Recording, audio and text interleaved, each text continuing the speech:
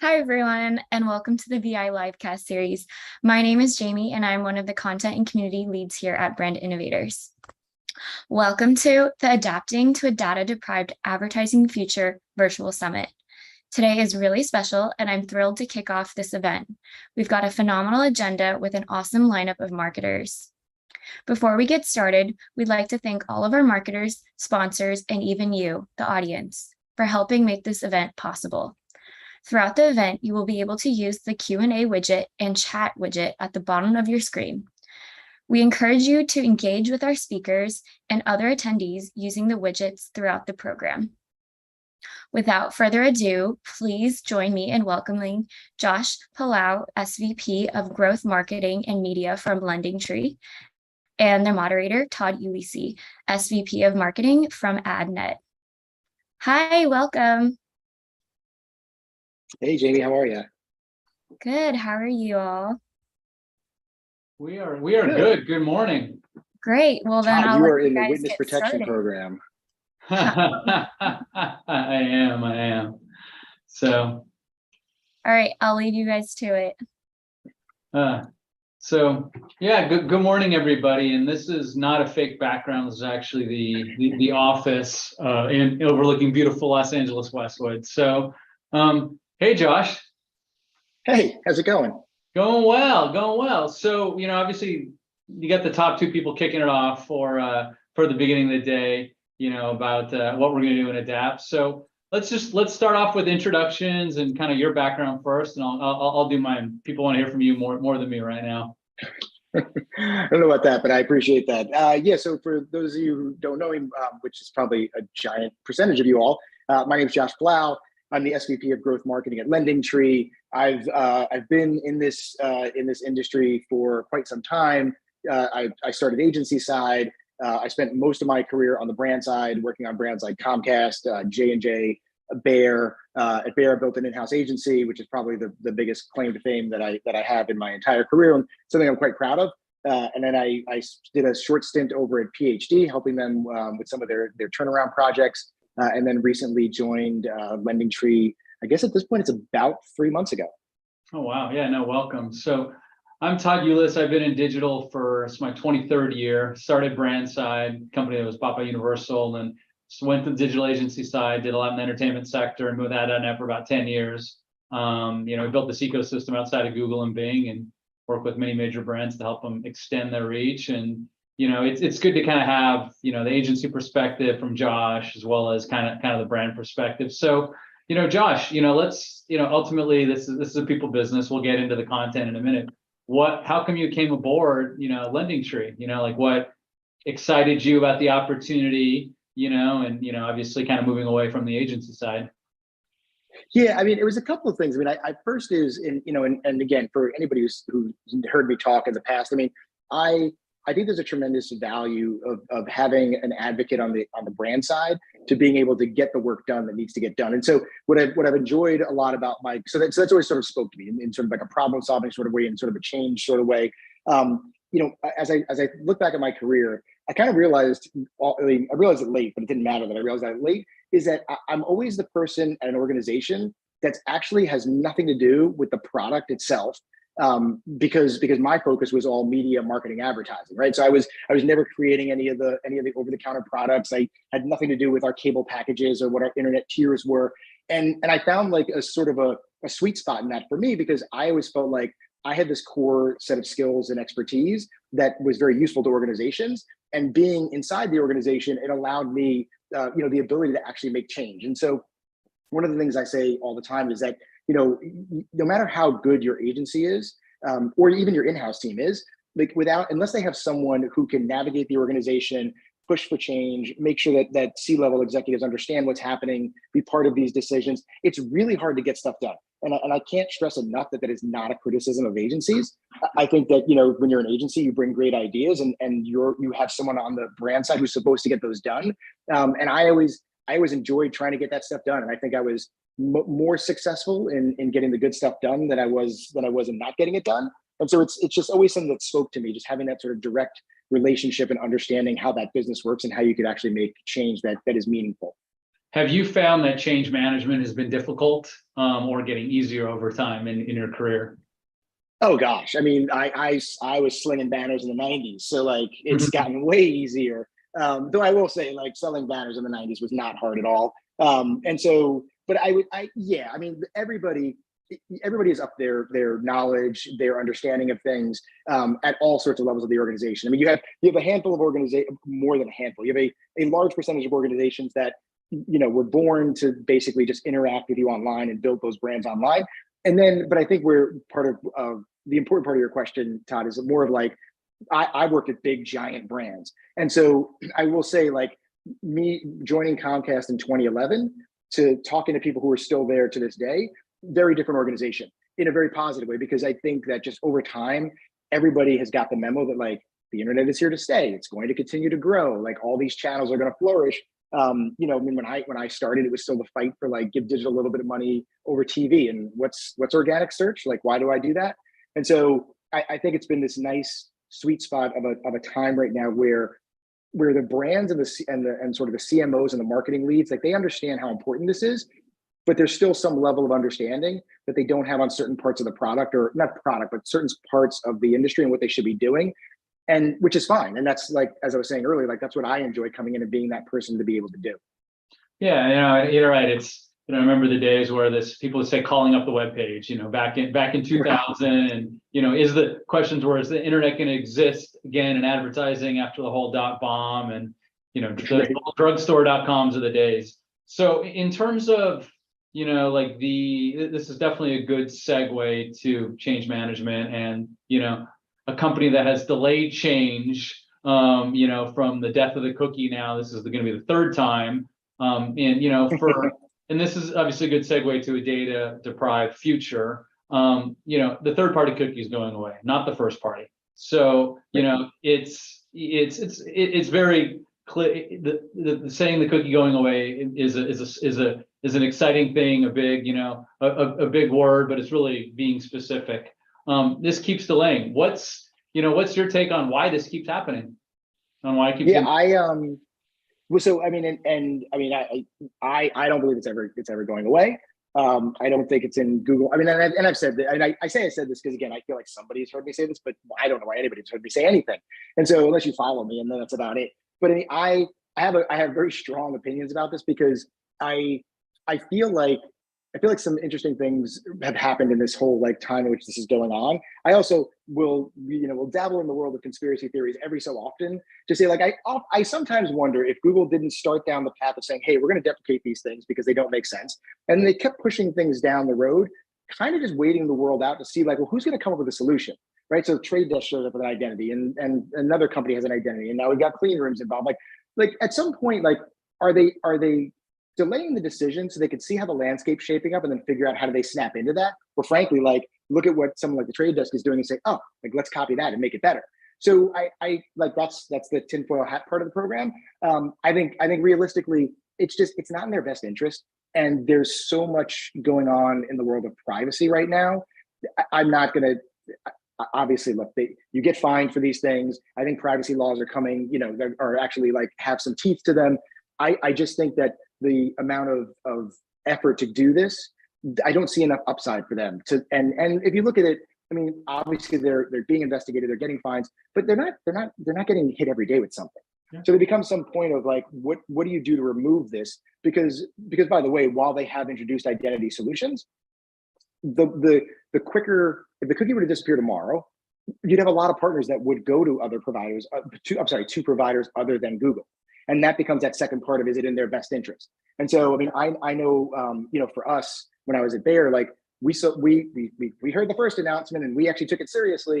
And for that and several other reasons, like we moved to the Trade Desk and we started to look at their identity solution. Like it just, and if you think about that as one small instance, I mean, if that replicates over, multiple clients, multiple industries, categories, all of a sudden, Google starts to lose its control over what it has.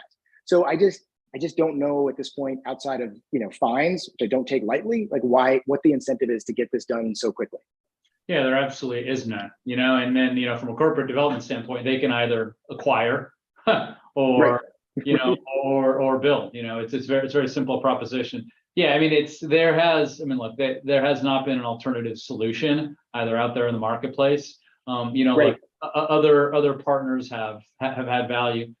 So ultimately, like, let's say flash forward, if it is, since the topic is data deprived future, like, does this scare you if it fully did kind of take place? Would it scare you as a marketer? I think, well, so I'll answer it in a couple of ways. I think, and a couple of ways, just meaning like depending on the market that you are. So for LendingTree specifically, I mean, without sharing anything that's proprietary, because it's really not, like, as you can imagine, like we collect a lot of first party data. So we at least have a good structure of targeting that we can do that didn't rely on the third party cookie. So I think, so like my point in sharing that is really like, if you're a company that had first party data, like you were always in better shape anyway. Lots of gaps in that data, lots of third party, like real rich information there's a lot of rich information that comes from companies who are using third parties. So make no mistake, even with great first party data, depending on your category, you're still missing some gaps. And so, but we're a giant step ahead. I think if you're a company in a category, like my old categories of consumer health, like you don't have a ton of first party data because you don't want a relationship with your mouthwash. And so at that point, like you're filling in these gaps on purchase data and shopper data and consumption based on these third parties. And if you don't, and so I do think if your targeting approach was very dependent on that, you should be quite terrified. Again, if it goes away. But I would say, I guess what frustrates, well, I mean, it doesn't really frustrate me because I don't work at those places anymore. But like, what would frustrate me is like, despite again the cookie decision being moved, it at least has been talked about for enough time that the people that I speak to who haven't tested, haven't dabbled in it, haven't talked to another provider, that's concerning to me, because if it does come to fruition, you're going to be left like significantly behind. And so I just think it's a great time to start looking into these other solutions, because also let's not forget that like it's not like the third party cookie was the most, or it is like the most accurate thing in the world anyway. And when you look at mobile and Firefox and Safari, there's a bunch of places you can't use it anyway. So the idea that it still blows me away when I run into somebody who's still not trying to figure out some other spaces to occupy and some other signals to use to drive their performance that gets them further and further away from that cookie. Well, and then part of it too, first off, being in the search marketplace, we're not unhappy about this stuff. Kind of going forward, it's great, great, bring it sooner. So in terms of, hey, Todd, I just remembered something. So one of the things I think is worth noting or worth pointing out is like the one place, and I think it's a place the Trade Desk carved out quite smartly, is I think also the other thing to keep in mind is where your mix is. So to your point, if you're heavy in search, but also if you're heavy in, or if you're I don't know if it's heavy or not, but basically if you're doing anything in the CTV space, that's not cookie dependent. And so I do think that there's some view of, if you look at the more traditional advertisers that have always leaned in on television, like where can they carve out of them, space for themselves in the OTT space? And that doesn't require, like, who cares what happens with the cookie, right? That's not going to impact them. As a matter of fact, there's better controls in place to actually get to household level data, either through a trading desk or frankly, just direct partnerships with companies like Vizio or Samsung or DirecTV. So I think that's another piece to like the fear factor is like, well, where are you invested?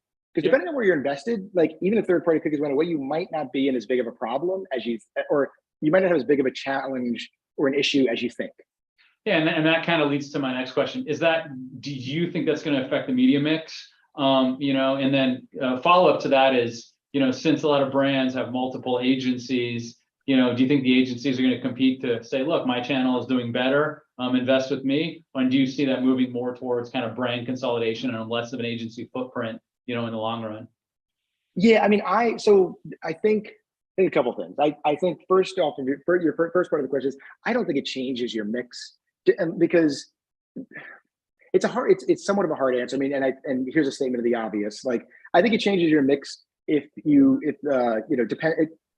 don't think it changes your mix because you probably have some view of how things are performing. Now, if you believe, which could completely be true, if you believe that, hey, the performance of my display or my social is predicated on the fact that I can target users who have done a certain thing or exhibited a certain type of behavior that's been surfaced to me through a third-party cookie, then like you might you might want to look at your mix differently and figure out like, how do you get there? But I think that's step one. Like, I don't think you abandon display because it goes away. I think you go, how do I replicate what I was doing, but now using a privacy approved, a privacy approved product.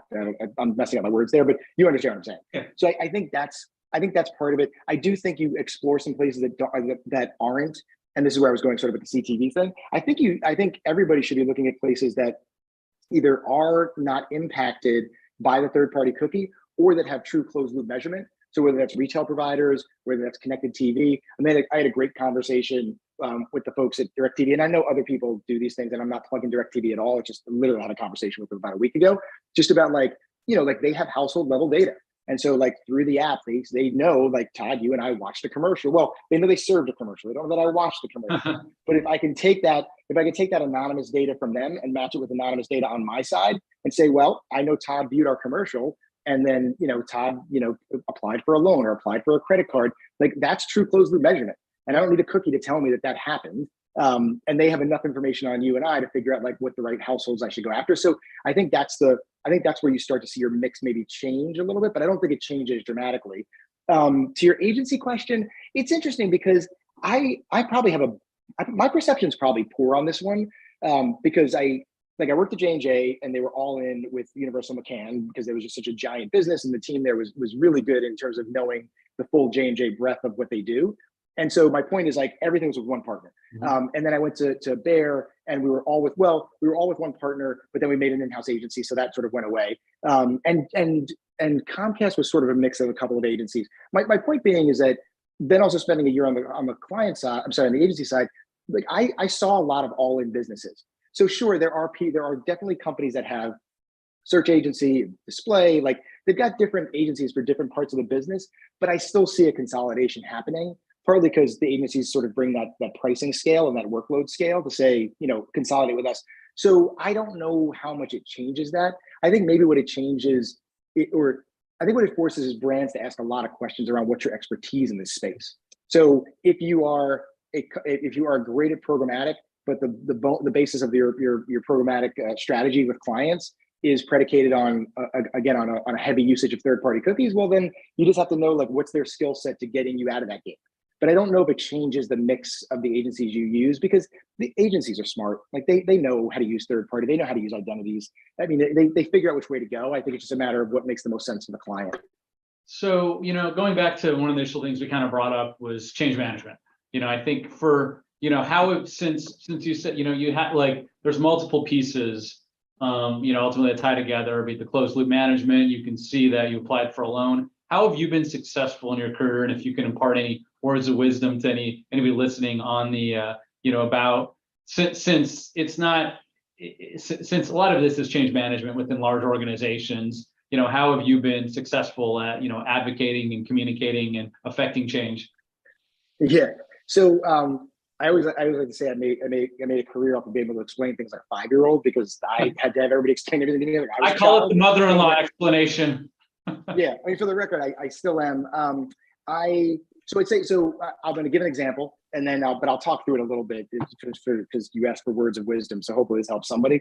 But I have a giant portion of my career is predicated off of one slide that I gave a billion years ago when I worked at Razorfish, and we had just won the J&J business for search, and we were trying to convince them that search was this important thing. And again, this is a long time ago in which like search it made sense, but it didn't make sense to a lot of people, especially because again, when you think of consumer health, 80 to this day, like 80+% are bought in store. So like, do I really need this search thing? I'm not selling direct.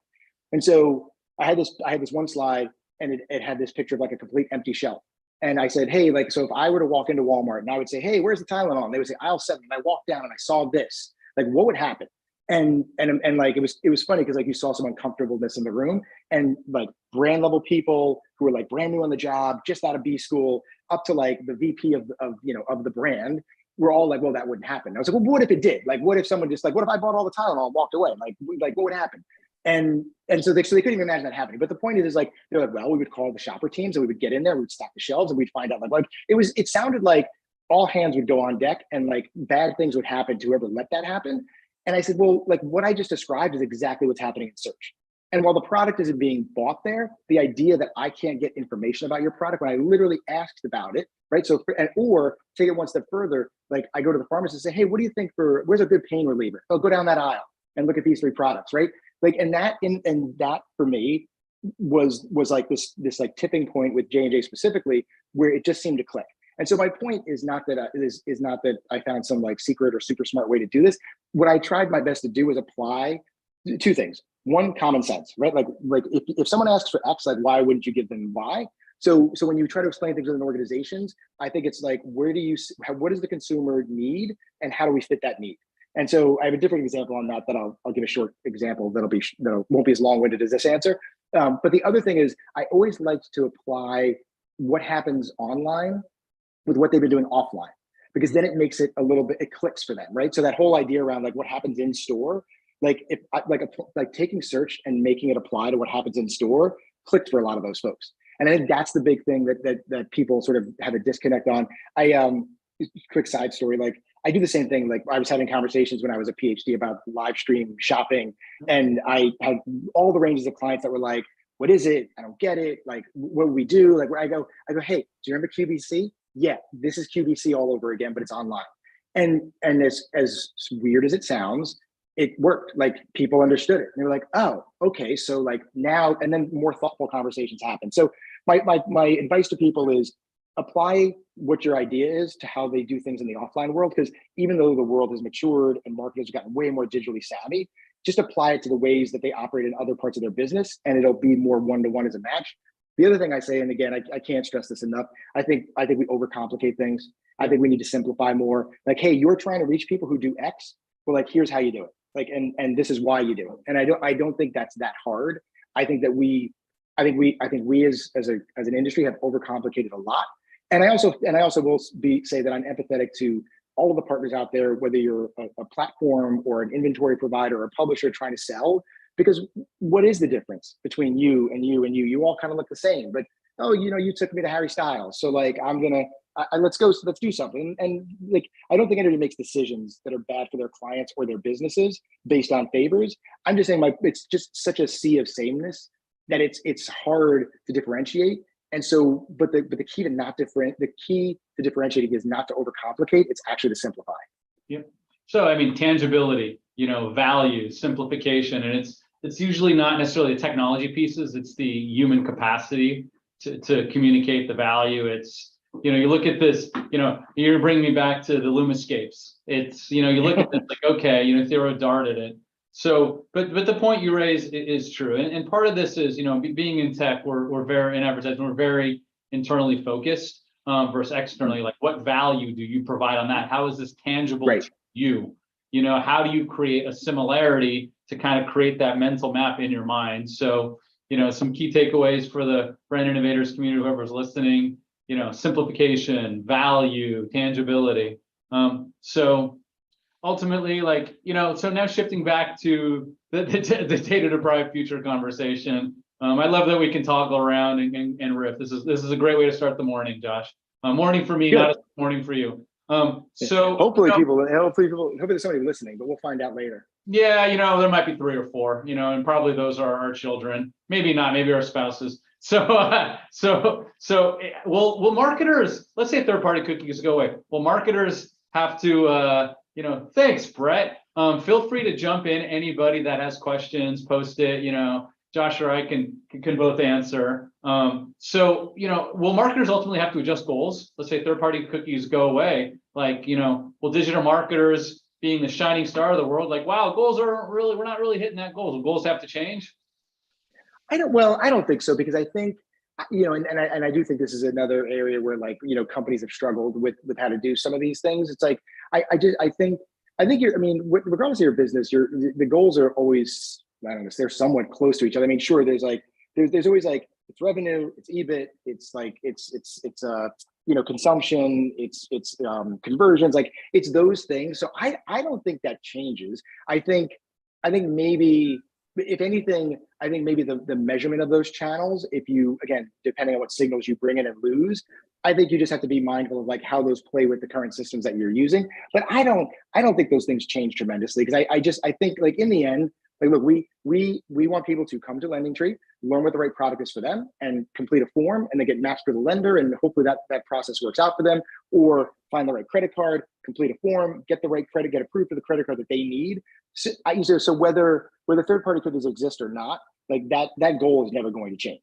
I think what changes is the front end of that equation, which is how do I bring in a consumer that looks or that is more predisposed to actually want one of these products, right? So and also, frankly, like can actually get one of the products. So just in general, like finding the right audiences to do that against. And we don't do any like we focus on what the need of the consumers, and then they come through. Like we don't do any sort of like weeding out of people based on any sort of like criteria that comes in. We really look at our audience quite broadly, or our consumers quite broadly, and say what are they in the market for, and then frankly, look, it's up to them to prove to then go through those steps to figure out what's the right product for them, and also like are they going to find a lender or a card or something else that they need that meets their needs.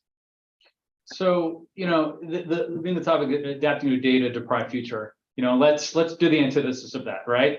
Since you have, your own consumers, they go through the form, the antithesis is data rich, right? So how important and how much investment do you think is going to need to be made in data mining, internally of what you have to, it's a lot, the old marketing analogy, it's a lot easier to, go shopping in your own closet, Right. Yeah. I mean, I think a lot. I think more companies are going to have to dedicate more resources into what do we have. I think the inherent problem that a lot of companies will run into. So again, if I think back to like CPG and consumer health, and especially like pharma, like you just don't have that much of that data. And so so then for those categories, now that said, I think there's a tremendous amount of companies out there that have data that is not only privacy compliant, but doesn't revolve or that doesn't require the third party, cookie to actually like stitch together what your consumer looks like. And I mean, and I'm talking like there's some great companies out there doing some work in what I think in the back in the day you think are obscure categories or obscure ways, but they're not anymore. I mean, I talked to the folks over at Deep Intent that have so if anybody in this called in the health space, like they've got a tremendous amount of, again, privacy compliant data around physicians, around consumers.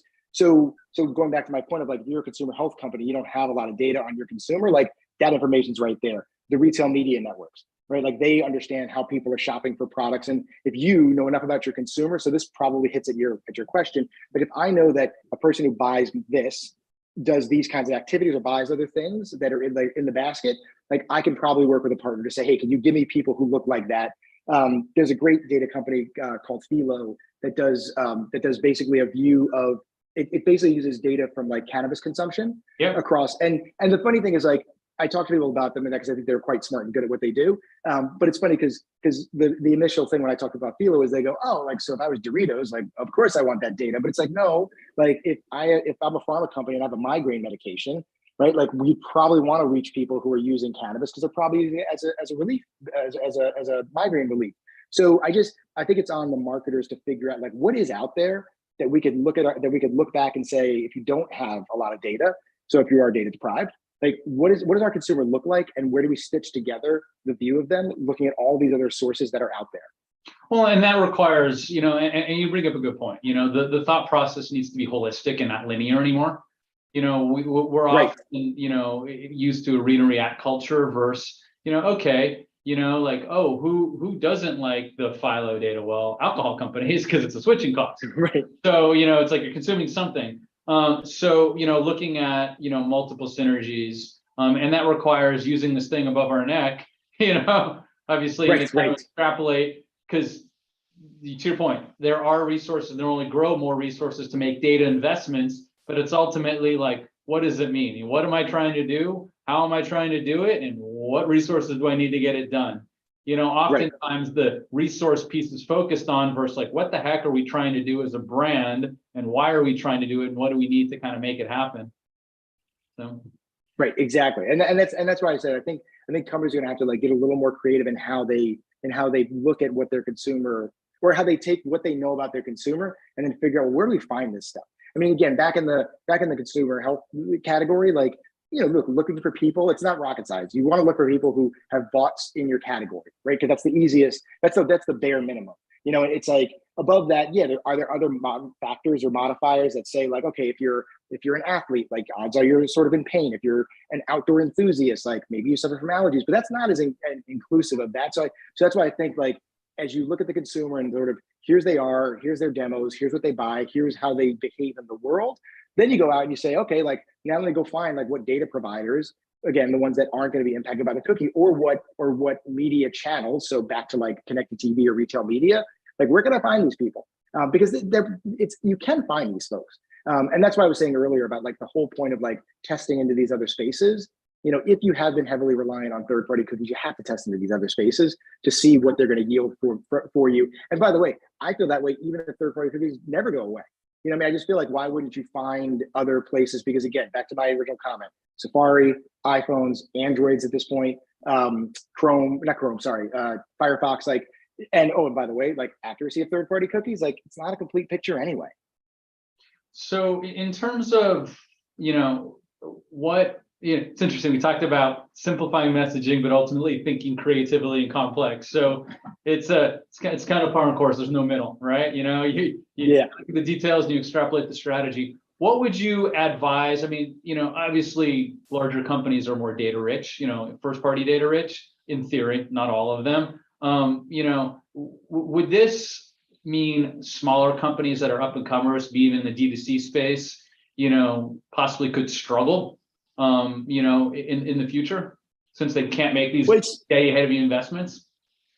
Yeah, I mean, so I would say, I guess I'd say yes. In some ways, absolutely, because you're right. Just from a sheer investment standpoint, like having to spend the money against this is, smaller companies will suffer, by not being able to do some investments in certain places. But I do think it's not the reverse of this. But I also think, well, I guess there's other ways to look at it. Like if you're one of those companies that again was like you were a company that was born selling T-shirts online, like you have a decent amount of data. Like let's be honest though, like you don't have probably that much data. You know what I mean? Like you've got my T-shirt size and you've got my name and address and you've got my buying patterns for your company.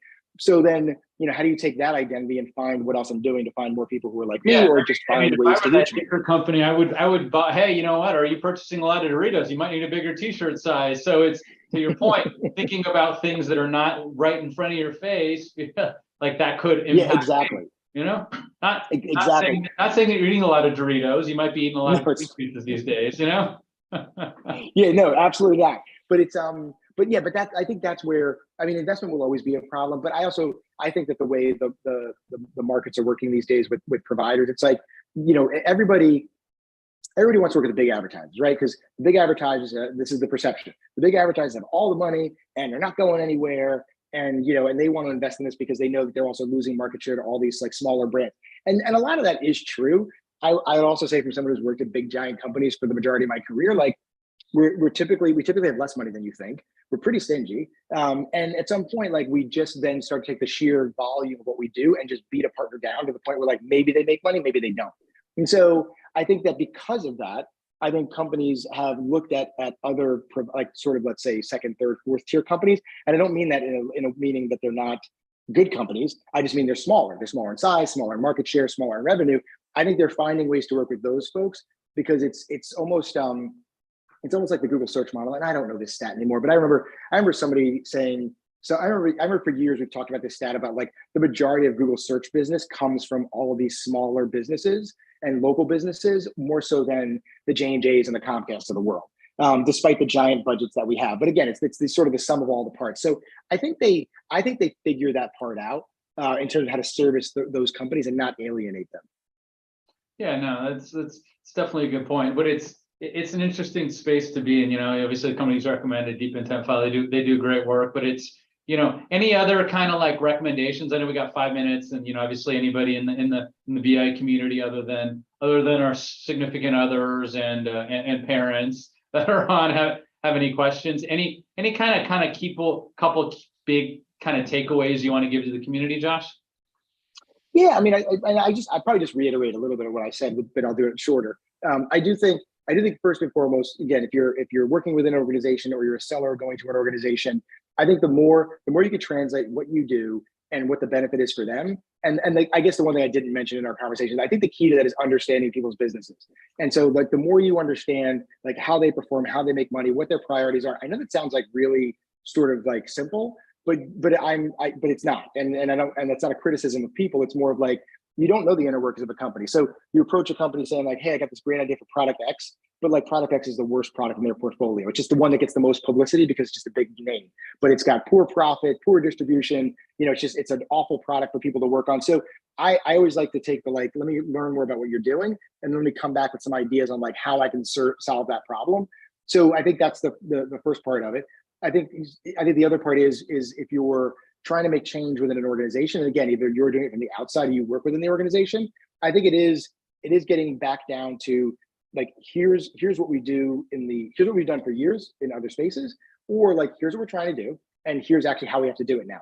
And so like, I could tell you when we were having conversations around bringing on new partners and looking at LiveRamp and Trade Desk and all these identity pieces, there's cost, there's change, like what's happening. And I think a lot of the decisions got made simply because I said, you know how we do this, and we target this consumer using this, this, and this? Yes. Okay, and that's profitable, right? Yes. Well, that's all going to go away. Meanwhile, it didn't go away, but like that's all going to go away. So if you want to keep doing that, we have to buy this, this, and this so that we could make sure that when that stuff goes away, we could still do what we want to do.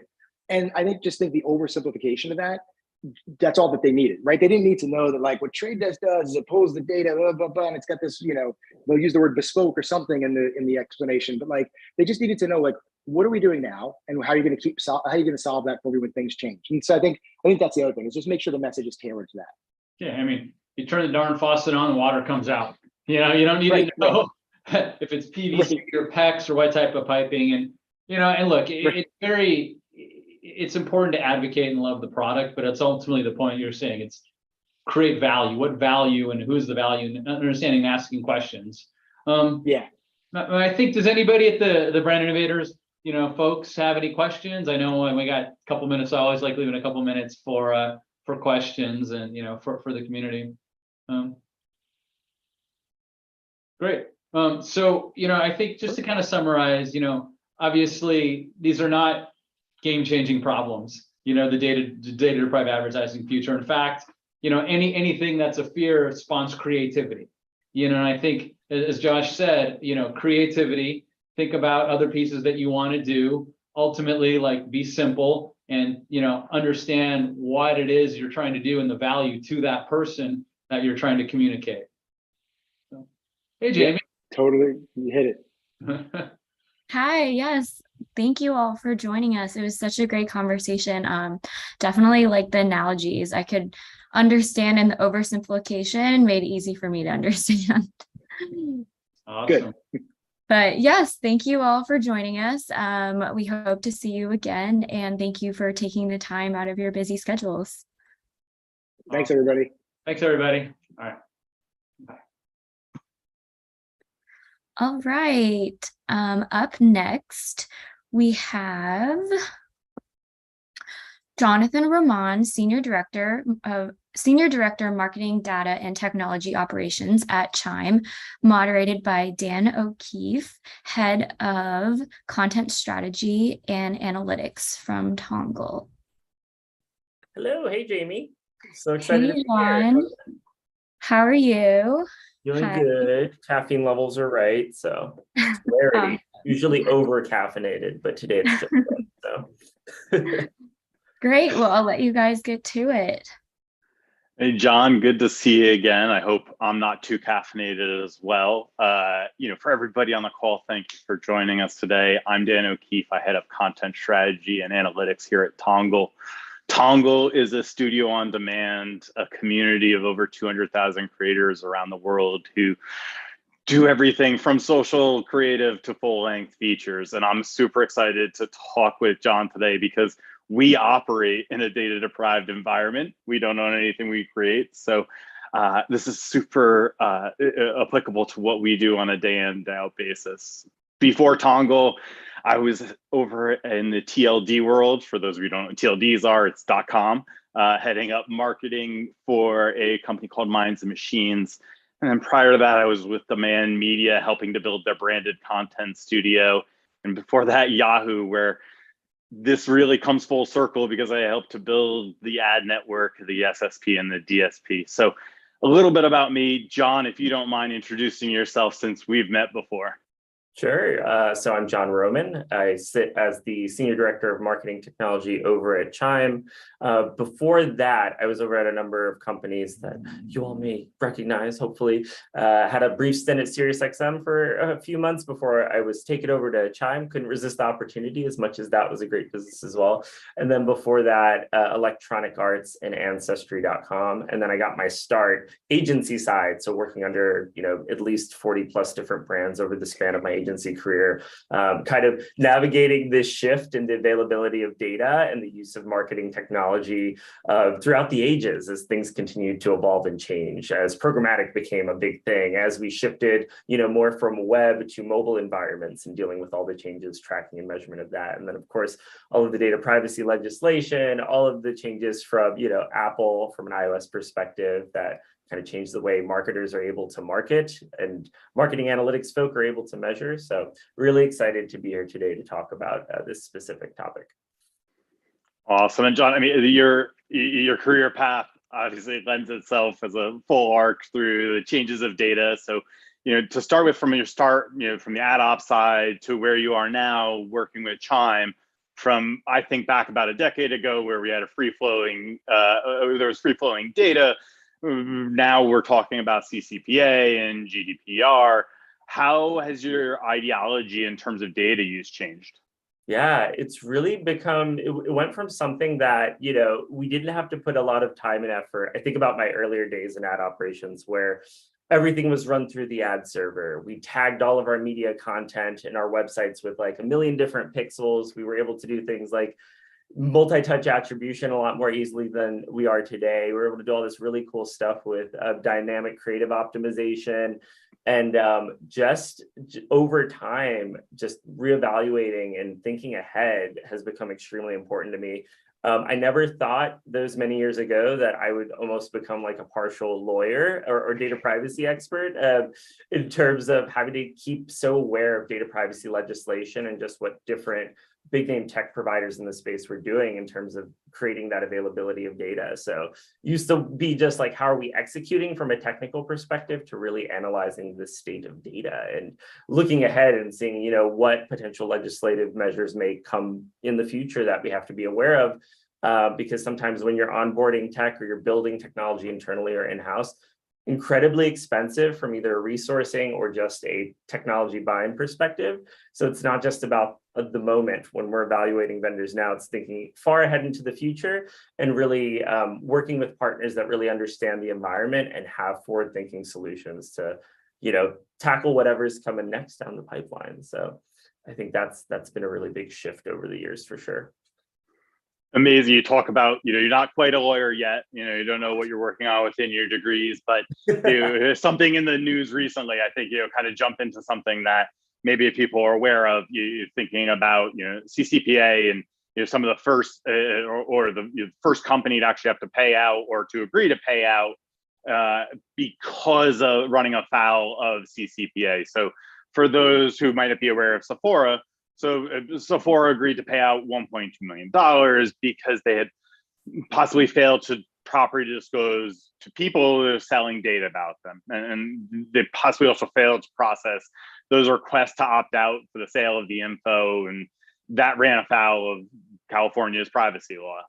So there was also issues possibly ignoring issues or wishes of netizens who had signaled via global privacy control, supporting browsers or extensions that they didn't want their data sold. So, I keep using the word sold. And selling data is one thing. Collecting data is different. To set the stage, can you help explain the difference? Yeah, so that has been a point of contention since CCPA was first released, and luckily there's been a little bit more clarity over the years in terms of that portion of the CCPA legislation that talks towards the sale of data, right? Because I think if you think about it, if you hear that up front, you're thinking a tangible exchange, a monetary exchange.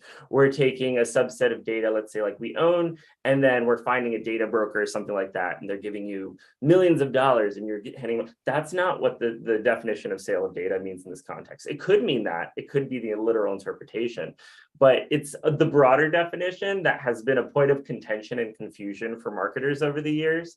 And now that luckily that definition is slowly evolved, we're getting a little bit more clarity, but the big difference is this Sephora case because it set precedents. And that is something, you know, when you're dealing from a legal standpoint, the law can sometimes be ambiguous, right? So you do your best to interpret it. You work with your legal and your data privacy teams to stand up kind of measures and actions and kind of defense mechanisms to protect the business. But at the end of the day, these sort of lawsuits are the things that kind of give everybody the next step, like, oh, why did they get in trouble for this? Or what kind of got them into legal trouble? We need to get those details, and we need to cross-check what we've done previously with our interpretation of the law with anything that we may need to do additional that they got pinged for, right? So I think sale of data, just to go back to that, it can actually mean something much broader than that literal representation. It could mean, you know, kind of, I think the word they use is valuable consideration. If you're working with a third-party service provider and there is an interpretation of the data you are providing them is enhancing a product or service or feature that they are providing you specifically, which is also a point of confusion, or their general piece of technology or their general service provision.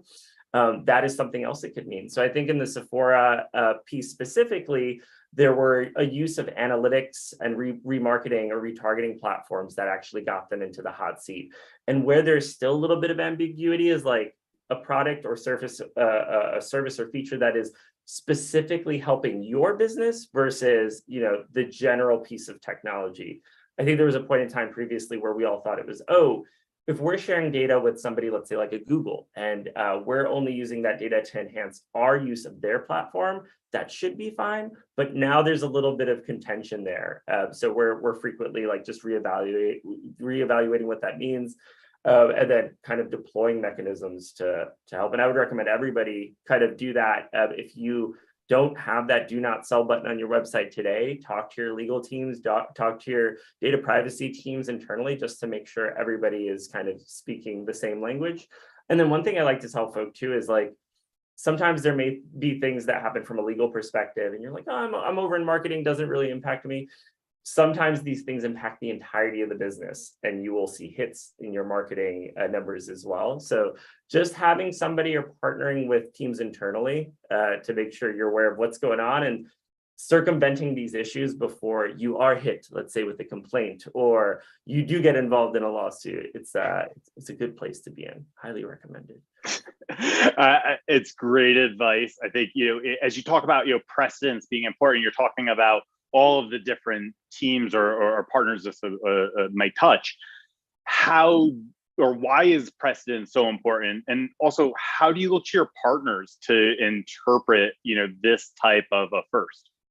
Yeah. So precedents, like I mentioned previously, it like sets the tone, right? We have our own interpretation, but until somebody gets sued, sometimes there may be like things that are a little more ambiguous that are at that point more directly kind of stated in terms of things that you can or cannot do. So taking that back, reevaluating what you were doing previously based off the interpretation of your law, and definitely working with your data privacy and legal partners. I will say they will have their own interpretations, and then they'll use these precedences to kind of come back. Let's say if you're sitting within a marketing org or a marketing technology org or a marketing analytics org and say, hey, we may need to shut all this stuff off if, let's say, a consumer clicks that do not sell my data button or they opt out of any of these kind of tracking mechanisms. But sometimes it's warranting of a conversation, right? Make sure that they're understanding completely what you're doing with that data. And then there are certain contract types that also help you avoid the need to kind of shut down certain mechanisms if a user opts out of, let's say, like, do not sell my data. So also a very good moment to talk with them. You may have to go back out to your vendors, amend languages in the contract to some degree. That's also another way to protect the business. But forming those really tight-knit partnerships with your legal and your data privacy teams are incredibly important. I know sometimes people fear those teams. They may think of them as like inhibitors to innovation, or you want to go. In marketing, it's always fast. You want to move fast. You want to capture a moment in time that's happening, especially if you're dealing with like meme trends or social environments.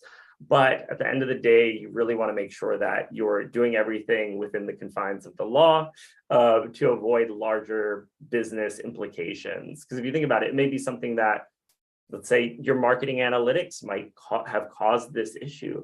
Overall, it's going to impact the larger business, and that's going to impact everybody. And a lot of people are going to be asking questions. So, and then I would say also with those teams, educating, right? It's a little bit of an extra step that you need to take to educate your partners. But I've run into situations before with legal providers internally that they see, the Sephora case is actually a good example of why, marketing should be pulled into the room, and there should be a conversation about consent management, opt-outs, things like that.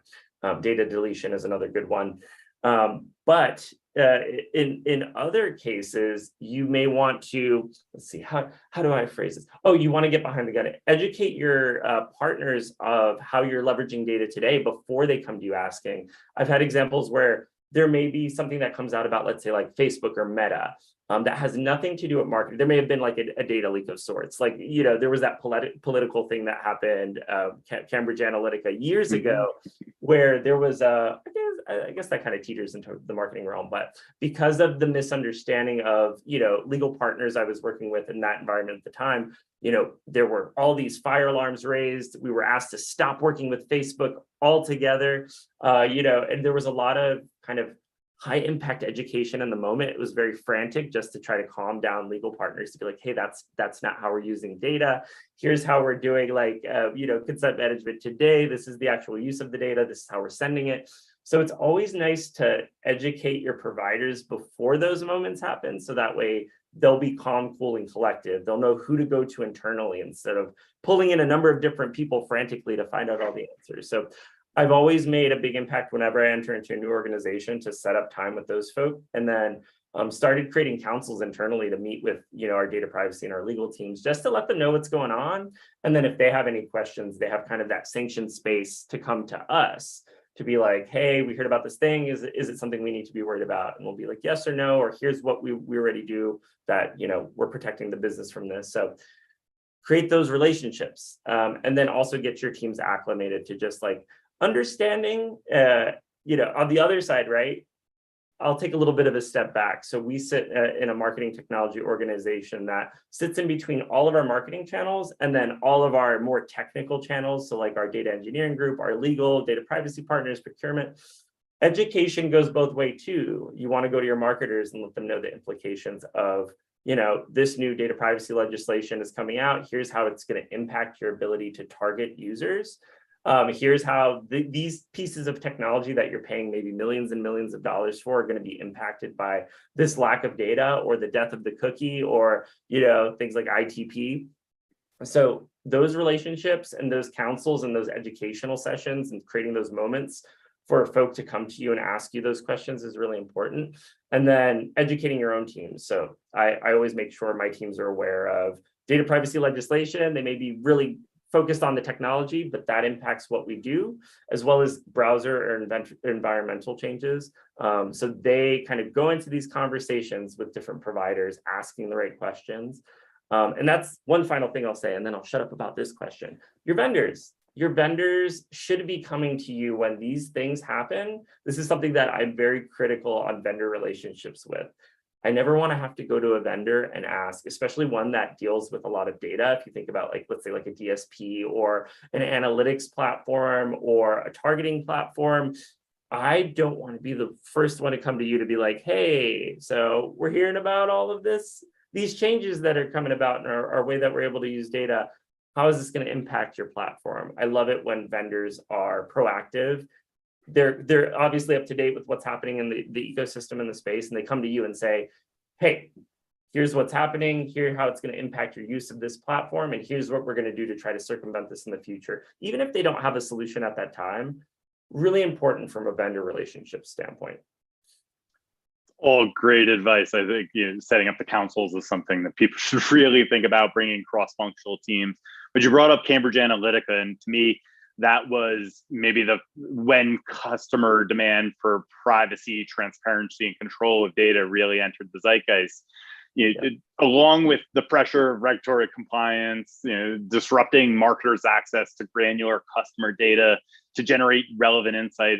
I've heard horror stories about how opt-outs on websites and apps have impacted measurement. So what do marketers need to be aware of to avoid these measurement horror stories? And how do you avoid them at Chime? Yeah, really leading into that consent management framework. So we're having a lot of conversations right now about, I will say, setting up those mechanisms, but then I think there's also warrant in like talking to your media partners and saying, like, when we turn these things on and people have the ability to opt out, here's how it may impact your activation or your measurement. So just be prepared for that. And then working with those teams to really analyze the data, marketing analytics as well. Some teams, they don't have a separate marketing analytics, you would hope so, but any analytics providers internally or teams internally to assess the impact of these internal mechanism changes and then these environmental changes, things like ITP and some of the other iOS changes that are happening out there, to gauge the impact to the business and how they're measuring. And then I would also say, like, working with marketers to better understand how they should be measuring in the new age of measurement. I've come into organizations before where the teams were very much still operating and trying to measure for success in a way that worked in 2013. So it was very challenging trying to get them to understand why their numbers were not as good, why they couldn't do things like multi-touch attribution anymore, why certain things like DMPs were not as effective as they used to be. So going back to that educational piece, working with those teams, it's a nice trifecta of like your marketing analytics folk, your marketers, and then your MarTech, or if you have anybody internally that kind of manages your tools and technologies from a consolidated perspective, to sit down and really reinvent how you are measuring your marketing success and setting realistic expectations. And then making sure you're also educating your leadership to be like, hey, you may have seen a drastic drop in numbers, or we're not providing granular details from an analytics perspective of campaign performance and success or attribution. And here's why. And it's not necessarily an us problem. It is an industry challenge. And everybody's still trying to figure it out and learn as we go. And then also testing into new providers that circumvent those challenges, right? Like the stack has changed tremendously over the years. There's been a lot of consolidation of providers. There's been a lot of shifts away from technologies and platforms that were incredibly reliant on third-party cookies to function. Some of those companies shut down with GDPR legislation, unfortunately, it's stuff like that. So just making sure there's that always be testing, right? Like testing into new providers to circumvent these challenges, asking vendors the right questions. But yeah, it's just like a new age, and then continuing to have those conversations. So there's never a moment where anybody's out of the loop in terms of, it should be a unified front in an effort, I think, from a marketing perspective, for sure. Always love a unified front. As we're talking directly still in like the marketing and the measurement and the attribution, how will you measure and attribute and optimize now in a privacy safe ecosystem? Yeah, I think attribution is something, that has continued to be a challenge, at least like from a multi-touch perspective. Some people say it's completely dead. I think there are areas where you can do like data modeling to bridge the gap between like hard set data points of your consumer journey that may be lost now with fragmented ecosystems and environments. And sometimes you don't have that ability to track cross environment or cross platform. And we have a lot of these walled gardens that are really holding on to their data. So going back to my ad ops days, right, when we were able to pixel all of our media with like an attribution provider pixel, and we were able to measure when they saw a Facebook impression, and then when they were served a programmatic ad, and then tie that back to something like email messages if they were already a captured consumer and we had that information on hand. And we're able to do that multi-touch attribution and really say, like, here's how something like programmatic display is helping, even if it's not driving that last touch, right?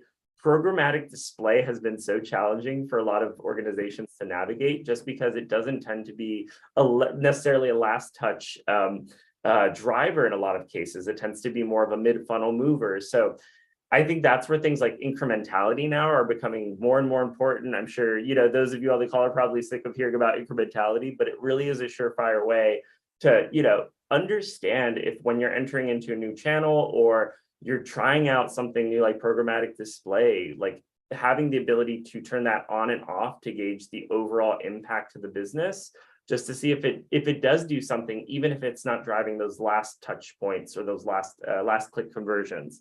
So I think that's really important to have that solidified strategy. And then I think MMM is still in a pretty good place. So we talk about like MMM and MTA. Whereas MTA will continue to be a challenge, that's going to be an ongoing conversation. MMM is something that's still pretty solid. So if you want to look and understand like your media mix and what makes the most sense to include and how you should be aligning budgets, there's a way to test the effectiveness of MMM as well that you can do.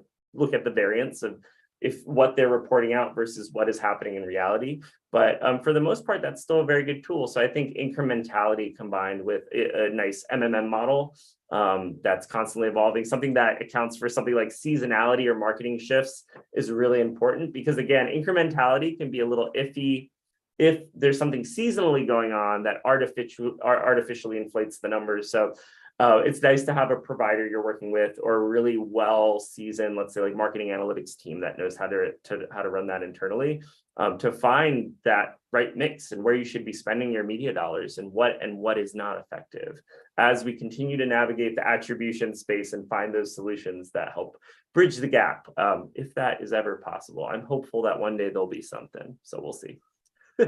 There is hope out there. You talk about partners. So we're partners. We do a lot of creative together, but you're talking about a lot of this, how we're going to attribute, optimize, measure, but how do you find the right vendors? I mean, for people on the call, what do your best vendors do that keep your business?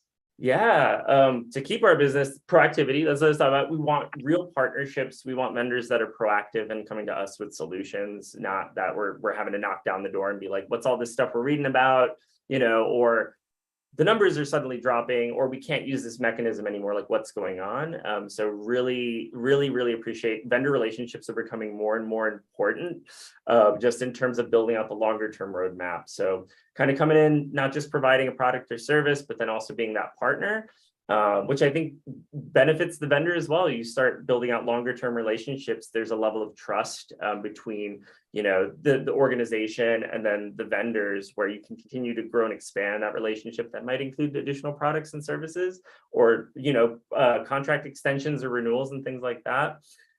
So that's always really good to do. And then from an evaluation standpoint, when we do RFIs and RFPs, there is a lot of questioning surrounding your ability to circumvent third-party cookie deprecation, for the ability to leverage model data, if there aren't necessarily enough data points to provide that product or service or feature just with, let's say, like first-party, second-party, or third-party data inherent.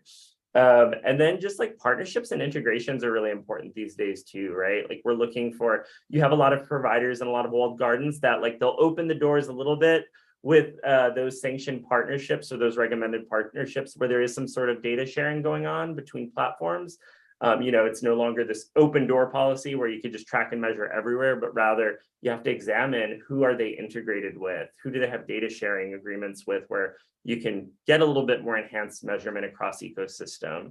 And that goes with creative providers as well. I think dynamic creative is something that has changed over the years. I remember the days of we would have like DCO providers, you would integrate their technology into the ad server, and then you could send those ads wherever you wanted and get that sense of dynamic. But it really has shifted into more what we're focusing on now is kind of user journeying and trying to create a cohesive message across environment, using something like a marketing automation or CRM platform to dictate like where are we serving messages to users at any given time.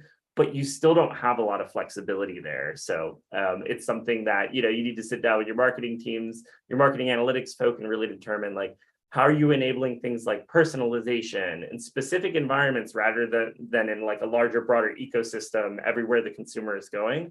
And then when is the appropriate time to hit a consumer with messaging, and how does data and technology impact the ability to do that and then to measure that success? So always something, to think about when going into that realm. I love that. And you talk about personalization, and I'm going to make it personal for myself and maybe shift gears a little bit to focus on the creative side as we talk about dynamic creative optimization. Together, Chime and Tongle partner to make some amazing content with creators in our community. How do the changes to data policies impact your approach to developing personalized creative? Yeah, I think it's one of those things where you definitely want to have consented data if you're doing any sort of personalization. That's after the Sephora thing. We all should have been doing that, but I think the Sephora case like rewriting a lot of alarms for organizations to really double check on how they're getting that consented data and activating that and leveraging it.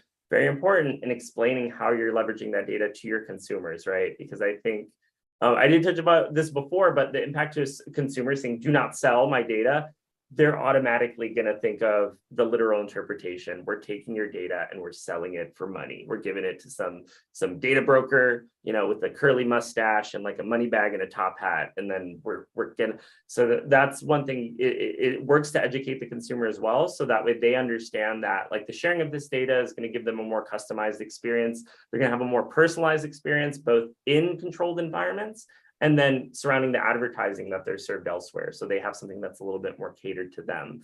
And I think that's a larger conversation for another time, but just like the communication with consumers and the exchange of free content and the need for them to share certain aspects of their data, their personas, I guess you could say, in order to fund a free and open internet. But then us as marketers or anybody like leveraging that data, how do you do it in a way that's not creepy? And I think that goes into creative too, right? You want to be personalized, but you don't want to be too personalized. There was in the last chat, I joined during a little early to listen in on the ending of that. Terrible short-term memory, so the names of those panelists are gone. But I do remember them mentioning something about, like you've been eating a lot of Doritos, maybe you need a larger shirt. Like that's a good example of like creepy personalization, right? Like, how'd you know I was eating all those Doritos? I do eat a lot of Doritos, but for me, it would also be Taco Bell that would lead to that sort of personalized advertising. Love me some Taco Bell. But I digress. So you want to find that thin layer where you're creating that personalized experience, but you're not putting too many specifics in that to the point where your consumer is kind of freaked out and distrusts you as a broker or user of that data or a collector of that data. So educating the consumer means everything, and then making sure we avoid the creepy realm of personalization, which sometimes good intentions. Make sure you have multiple viewpoints in the room to gauge whether that's something you should or should not be doing. Oh, absolutely. I think when I think of like the personalization element, the weather is something that you can always create around, whether it's warm and I need a t-shirt or it's cold and I need a sweater. That's a level of personalization I might accept. But if you're saying my t-shirt's too tight because of what I'm eating, I could totally understand how that might become very, very creepy very quickly. Oh yeah. Sure. And how do you communicate to customers? Then you talk about communicating how data is used to customers. Where does that sit in your organization, and how do you do it? Yeah, I think like that goes into your consent management framework, and like really where you enable those controls for consumers to go in and really understand what they can opt out of or what they can opt into, depending on if you're working more in a GDPR sanctioned environment. I'm so happy I made the move to Chime. Fortunately, we don't have to worry too much about GDPR since we only operate in the US right now. But maybe one day GDPR will have to be a thing we think about. But it's really one of those things where you should have those areas that are easily to navigate to. It's clear and visible to the consumer where they need to go to toggle those switches on and off in terms of how their data is collected and used. And then the value proposition should also be stated there. Let them know in plain, clear language, what this is enabling from them. So you don't have to go too specific, but just if you talk about things like enablement of products or services or features, right? That's something that consumers should know. First off, hey, we may be collecting this specific set of data, but it's literally for this app or this tool or what you are trying to use as a product, service, or feature to work. And then you have your other subsets of data that are going to be more optional for consumer for marketing purposes. And that's where we get into the whole Sephora piece and a lot of the contention with CCPA. It's like explaining to your customer, this is more for your personalized experience from both a on-site, maybe offers and recommendations that we're recommending to you internally, but then also to give you a little bit more of a personalized ad experience, which some people may care about that, some people may not, but they know they have the flexibility to turn things on and off. And they understand what that does when that switch is flipped, I think is very important. So also could be used as a testing mechanism in certain cases. I think, if marketing wants to get involved, this is also a great area for marketing to kind of lean in a little bit, how you are communicating that value proposition while working with legal to say, like, here's the language we absolutely need, but where do we have flexibility to change the wording around a little bit to maybe entice our consumers or try to get them to agree to leave their data collection on for marketing purposes, because this is the value that they will receive. So I think those are some things that are a good idea to do. Absolutely. Educating consumers is definitely a positive. And, as we talk about educating consumers on one side, I think, I go back to, a learning experience. I've learned so much as you're talking through this. How do you continue to educate yourself and stay on top of the data changes and the policies, and keep your teams up to date, and moreover, stay out of legal jeopardy? Yeah, so it's great. So I would say internally, we talked about creating the councils and the opportunities for just relationship building with different parts of the organization and to share and communicate what's going on across everybody's realm. So that way we don't have these emergency moments. But other ways to supplement that, it's like doing things like this, having these sort of conversations, working with organizations like Brand Innovators, shameless plug for Brand Innovators. They do a lot of great closed door roundtable sessions where you can meet with other marketers and other organizations, from all sorts of different verticals, all different types of company sizes. So you can always kind of match up with somebody and then ask them those questions. There are certain things I think we all know. NDAs kind of drive things you can and can't talk about, but generalities, it's very valuable to see what other organizations are doing and how they're thinking, and then bringing that back to your own to maybe create some thought ideation internally and maybe revamp some of the things that you're doing. There's a lot of great resources online. I like to follow MarTech. They have a great conference and they have a great online presence and different articles. Scott Brinker is amazing. He's one of my idols. Is a very great thought leader in the space and talks about all sorts of different topics, inclusive of kind of data privacy regulation, the use of data, kind of all these changes happening within environments that are changing the way us as marketing technologists and marketers are able to leverage and use data for marketing purposes. So I think that's another great thing. And then one thing I will go back to the vendor analysis and stuff like that. And you make these great connections in these brand innovator events. You can kind of, if you're on the fence about using a specific provider, because sometimes, sales teams can be really amazing and right, like there's what is it called? Like the shiny object syndrome. Sometimes there may be a little overpromising and you don't have that technical expert in the room to really like ask those hard hitting questions or do a full scale evaluation. And you want to be sure your investment is really going to work for your business. Back channeling is something I love to do now. So you make the connections, you can reach out to other similar marketers in the space that you maybe in those conversations you found out, hey, they are using this tool that we were considering evaluating. Going to them and being like, hey, we were considering this. How has your time been with this specific vendor or this agency or this provider? And I've gotten a lot of valuable experience with that, just finding out things are amazing and like, hey, full speed ahead. We're getting a lot of great things from folk. Or in the reverse, like, yeah, we've been having some challenges. And then maybe bringing that into your evaluation and asking additional questions to circumvent that. So those are all ways I like to keep afloat of what's going on in the space for sure.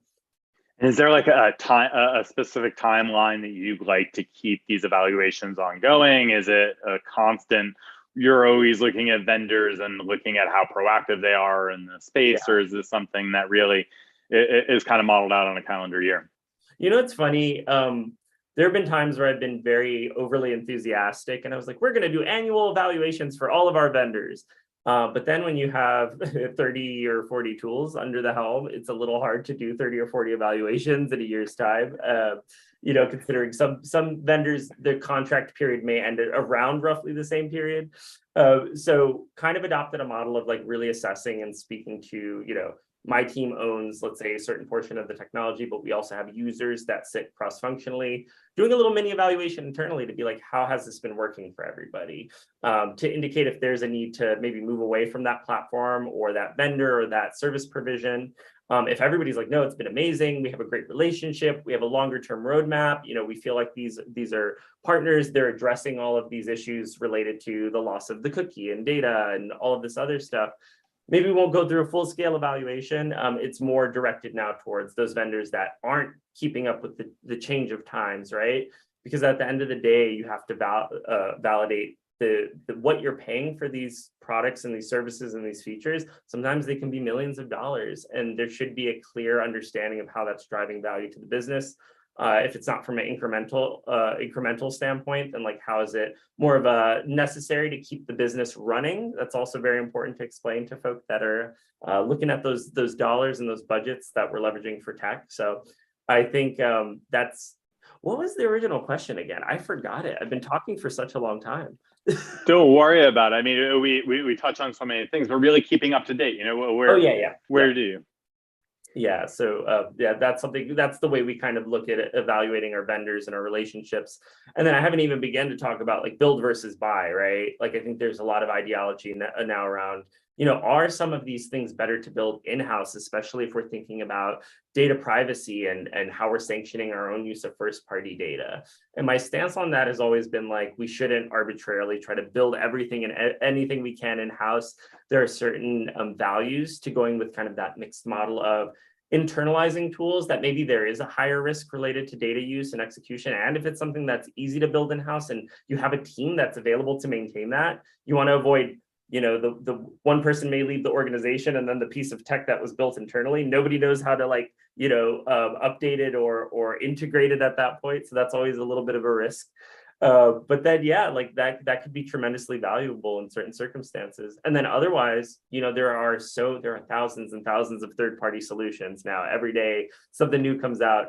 So it's just always nice to have a mixed mindset in evaluating the right approach for your specific business. The growth stage of the business is also very important. And then like, how fast do you need to do something? Because you're always going to be able to typically integrate a third-party piece of tech with full capabilities faster than if you're building something from the ground up, unless your legal team takes months and months and months, which another conversation I love to talk about, how to shorten those timelines in terms of evaluations and then getting things through legal and finance and all that good stuff. We'll look to our friends at Brand Innovators to set up that panel soon and go through all those things. So, you know, before I open up the audience for any Q&A, I guess if anybody joined us late or you've given us a lot of great advice and information, give me the one. How do we stay one step ahead? What's the best advice for marketers so that they do stay one step ahead? Oh, that's a good one. If I only had to pick one. It has to be one. Yeah, I've almost to say like you could just create a really good curate. This is kind of a cheat because it involves multiple steps, but it is one thing. You can create a really solidified, customized feed of different marketing and tech related and data related news outlets. So that way, every day when you come into the office in the morning, just spend 10 or 15 minutes of your day scrolling through aggregated news headlines to keep on top of anything that you should be aware of. And then if it's pertinent, if it's something that sounds confusing or alarming, definitely read more into it. And then that's the starting stone of doing deep dives, reaching out to different people in your communities, talking to your legal experts, talking to your teams internally that may have a little bit of a better understanding of these topics that may impact your ability as a marketer to execute or measure success. But I think curated newsfeed is a great thing to have. Lots of people like to do that on Twitter. You can do like a customized CSS feed. You can listen to podcasts. Just create that content that comes to you organically, that gives you a good view of what's happening in the space, I think is tremendously valuable. A little bit of work, but then after you get it running, it's smooth sailing from there. Amazing. So I'll open up to the audience. Any questions, Jamie, from the Brand Innovator side? Anything that we want to touch on further? Let me check the Q&A really quick. Nothing right now. I answered everything. Anything? Yes, John, covered everything. Yes, so thank you to you both for such an insightful and interesting conversation. Always a pleasure having you join us, John. And thank you again for taking time out of your busy schedules. We hope to have you back with us soon. No problem. Thank you so much. Thank you. Bye. Have a great day. Bye-bye. All right, up next, we have Alan Mcgee, VP of Marketing at Empire Portfolio Group, DBA Orange Theory, moderated by Kristen Dolan, VP of Innovation at Influential. Hi, Jamie. Thanks for having us. Hi, welcome. All right, Is great. my background correct for everyone? Yes, Yes. we can read it. It's not backwards. Okay, it's backwards for me. So I just wanted to check. Thank you. All right, I'll let you guys get started. Okay, thanks. Hi, Alan. How are you? I'm doing great. How are you doing? I'm doing well. Well, I'm very much looking forward to our discussion today because, for one, as you know, because we already connected yesterday, our companies are both rooted in science and data to inform our future decision making, which is exciting as a data nerd. And then selfishly, I've been a loyal Orange Theory fitness member since 2019. So I have a personal vested interest in our topics today. So I appreciate you being here. Thank you for the time.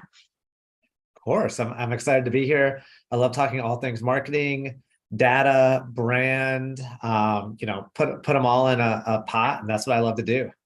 Exactly. And for those tuning in, Empire Portfolio Group is one of the largest Orange Theory fitness franchise groups, which is why you'll hear me reference Orange Theory or OTF throughout our discussion today, for those that are not familiar, but hopefully will be after our discussion.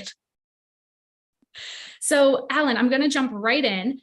Prior to EPG, you spent a lot of time brand side, and I'd love to hear more about the transition from franchise owner to franchisee. Yeah. Most of my career has been on the franchisor side, on the brand side. A lot in restaurants and hospitality. So spent time with Arby's Restaurant Group, Moe's Southwest Grill, which is part of Focus Brands, Church's Chicken, and then also a long stint with Intercontinental Hotels Group on 5 or 6 different brands inside of that portfolio. So most of my career has been on the marketing side, innovation side, design, and also digital and technology. And now recently making the switch over to the franchisee side of the business, which has been really exciting.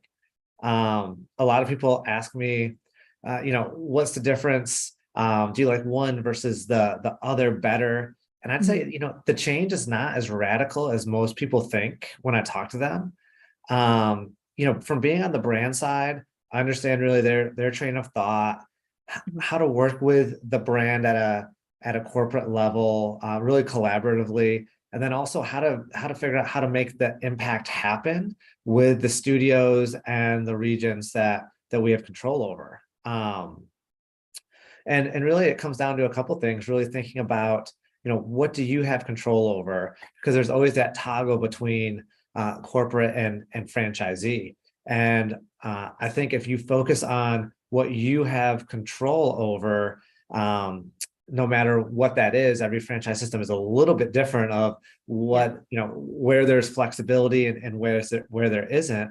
That's where you can really figure out how to drive your business.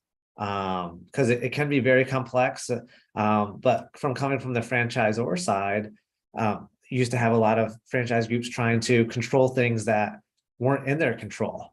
And so that was always my piece of advice is, control what you have.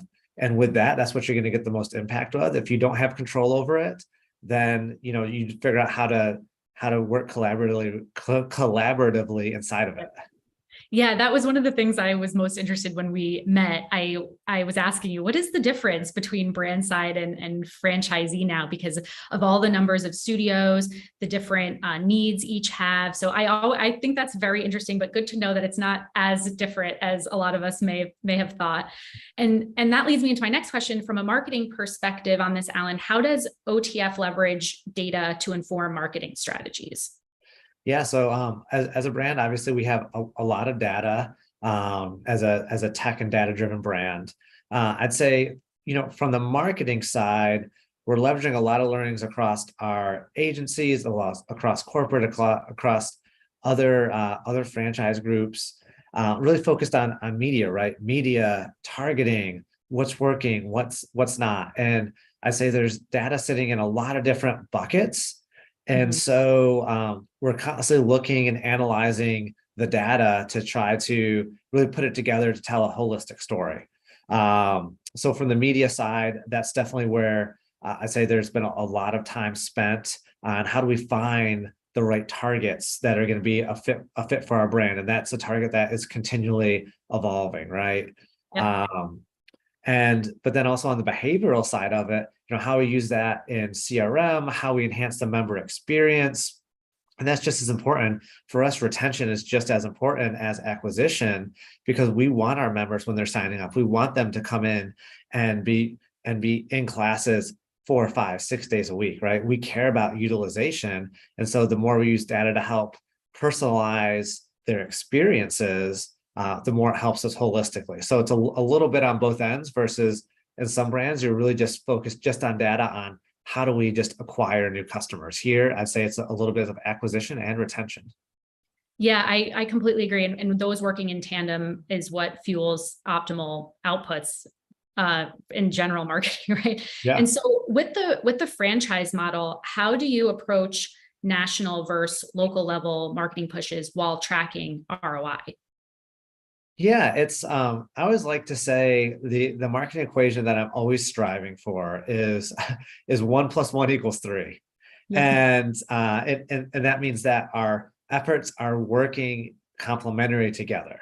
So if we know what the national plan is, which we do, understanding what it's delivering, what it's driving, how far reaching it is, and what the goals are, then it makes it a lot easier locally and regionally to complement it, to figure out where are there gaps, where are there opportunities, where can we double down of what's working really well, figuring out what is working from a creative perspective nationally, both targeting, message wise, channel, and then the same locally.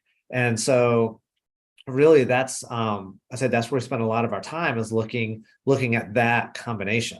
Now, the challenging part of that combination is, from an ROI perspective, it is difficult to get to a one holistic ROI, because you have multiple different channels all running at once. So it's more, I'm looking more at it as individualized ROIs that then roll up to what was the total impact for this studio or for this region over the month or over the quarter.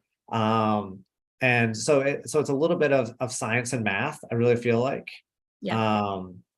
And that's really how we're playing it today. Yeah, it's really interesting. So yeah, sorry, I'm gonna fangirl over the over Orange Theory throughout this whole time. So I'm so sorry. But it's interesting because the end goal, the end KPI happens in studio. So for those tuning in that haven't been to Orange Theory, are not as familiar. So when Alan earlier mentioned tech-enabled, data-driven, so the value prop from a client perspective of Orange Theory is that you wear a heart rate monitor during class, and it tracks your data in your app and then also live on a television screen during class, so you can get a feel for how you're doing. And there is an Orange Theory that with 5 heart rate zones, you should spend a minimum of 12 minutes in the orange zone, which is like 84% to 91% of your total heart rate or your max heart rate. And so by spending minimum 12 minutes there, you then maximize your calorie burning potential for the next day and a half, I think it is. And so using that data every class to inform your benchmarks, your personal best, your records, it's all also maintained in the app. It helps you understand when you go into class, you have a purpose, you have a goal. It's okay, it's a benchmark day. I need to beat this mile run time from last time, or this row or time for row distance. So it's actually similar to marketing, right? You're setting your own KPIs and your own goals. And what I love about Orange Theory, or what's interesting about Orange Theory with the getting clients is, a lot of the marketing has to drive people to the studio, and then the studio folks actually act as an ambassador. So the people working at the studio are ambassadors for the brand to then convert, right, and get people to sign up, hoping that free trial class is enough to get them there, which it typically is. So I think that's so interesting, because the personalization aspect is literally one-to-one once somebody goes into the studio, which I think is really cool for a brand like Orange Theory to be able to have a physical one-to-one connection personally. So I think that's really interesting.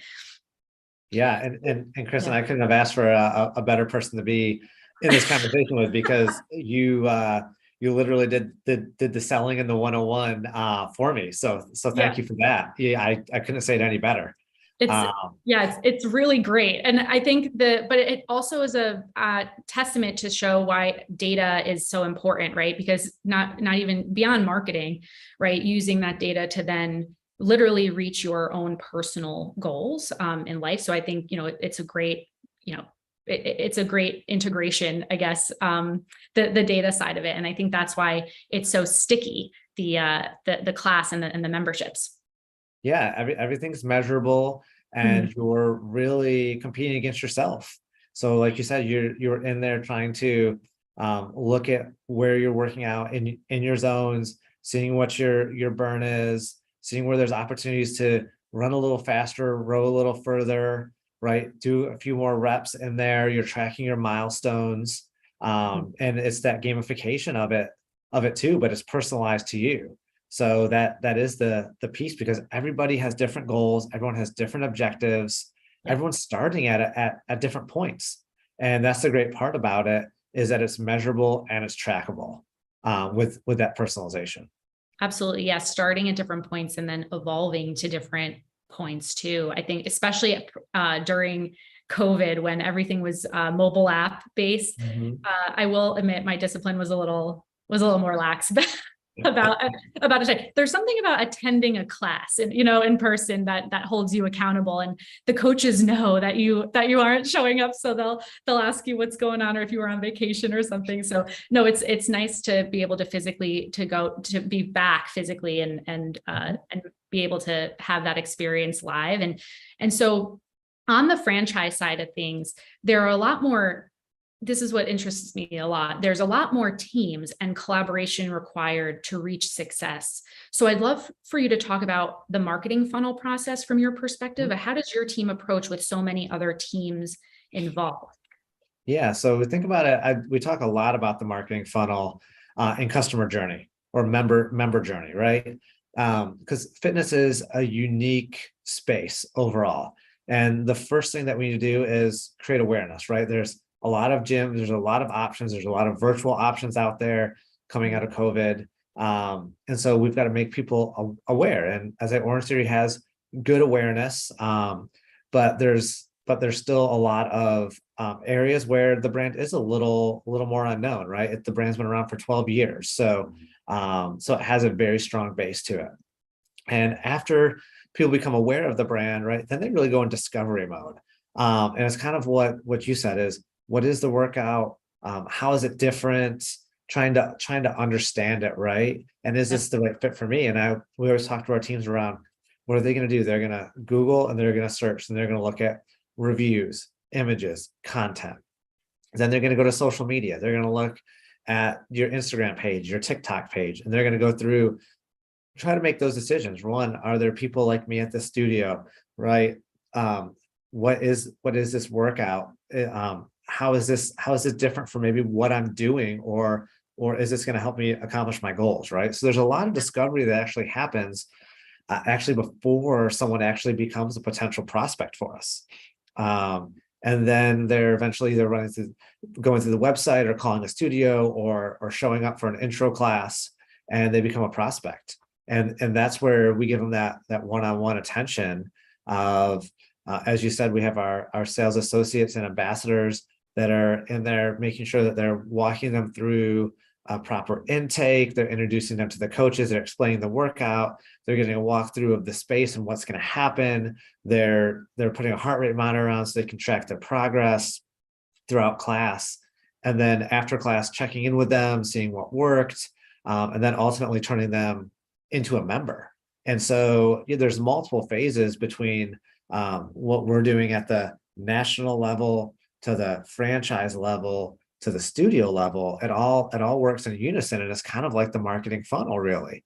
And then the last bit that I always like to say, can't forget about, is once they become the members, is how we turn them into from the like to love.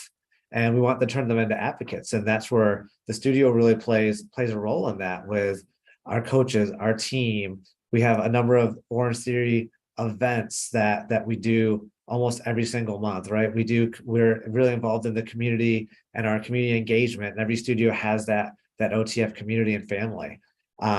So there's a lot of different layers to it that are all, from a marketing side, really activated by different parts of the system. So it's unique, and it's not a one size fits all where one part of the organization is driving all things from a marketing perspective. So very different than a lot of other multi-unit location brands. Yeah, I agree. I also think as we do some work over at Influential on, holiday prep and Q4 for a lot of our clients, we're talking about the purchase journey, and it's not linear. It's never been linear. And so I equated almost, or the analogy I use is hokey pokey. It's like there's one leg in, one leg out, one arm in, one arm out. And at any given time, right? And it's, gone are the days of the, oh, cool, I'm going to buy this immediately. So with Orange 32 and figuring out your new, as a potential customer, like a new fitness regimen, and is this going to work for me? Is going to fit into my lifestyle and my schedule? It's a lot to figure out. And so in that discovery phase or learning more, they might be comparing to other studios and saying, okay, well, these are hour classes. What do I get in an hour versus, another type of hour class? And so I think it's really interesting with Orange Theory's model, where the studios just play such a large role. And for me, I had signed up in another studio. I'm a regular at a different studio. And so you do build this community, and you accumulate this community over time. And it does help for accountability and ultimately, mental well-being. That's the main goal for me. 100%. I think, and really people are looking for a community, right? Especially, coming out this last year, where people were working on their own. They were, using their single screen at home or doing something different. And there is something to that community of accountability, but also, it's more fun to do stuff with your friends or people that you like, and having a team there to motivate you. And so I think there's a lot to that. And that's not something that I think a lot of other, concepts can offer. And that's part of the Orange Series sauce a little. Yeah. And actually that's a great segue into my next question, which is, what has been the most important factor in future proofing for the cookieless future? Oh, wow. Yeah. So cookieless, it's something that I've been in conversations around. I feel like for the last 2 years, like this continues to be a topic, but it's a good topic because it's something that, even though it continues to get pushed off more and more and more, is something that is so important to us as marketers. And so I'd say there's a couple things. One is, just being aware and starting somewhere. So whether it's, reading articles, of seeing what's coming out, talking to others. I do a lot of conversations, talking to media partners, to other marketers, saying, what are you doing? How are you addressing this? What are you testing? What's your point of view? And just really understanding out there, because I think there's so much content out there around it that you can also get lost in the noise and say, is there really a right direction? And I don't think there is a right direction. I truly don't. I say, testing right now, being able to testing things like contextual, testing different data audience sets that you have, looking at new partners that are building for that, right? And then staying informed, because what we're doing now or what we were doing a year ago thinking about it may still be different from what we're going to do in 6 or 12 months. But I think you've got to be taking action and informing and learning along the way, even if it may not be the ultimate end goal that we get to by 2024. Yeah, I never think it's the end goal, right? What we're working on. Working on now. It's always something. I think I completely agree with you. And you mentioned it earlier, there is no one size fits all, but it's so true, because just like every Orange Theory member, right? Every brand is starting at a different level too of whether that's tech and measurement maturity, or just in general, what they're able to, the data collection methodology. The session before us mentioned a lot about legal and bringing in your legal and data privacy teams, which is huge. And I couldn't agree more. Yeah, because I think Jonathan had mentioned in the last session that typically they're seen as a hindrance for, innovation or progress, but I actually think the opposite. It is actually helps you with innovation and progress because you can do it while maintaining compliance. So you know that you have that safety measure behind you, and if a legal team backs me, I'm very confident going into a decision. So yeah, I agree. There's no one size fits all, and I think my next question was going to ask about when preparing for this data deprived advertising future, as the session is called today, what is the team's prioritization process for understanding what other tools are needed to adapt? I think about this in questions, right? And so first, what data do you have? Yeah. Like, how accessible is it? And then how insightful is it? Because there's a lot of brands and companies that have data, but there's not, I always say, data rich and insights poor.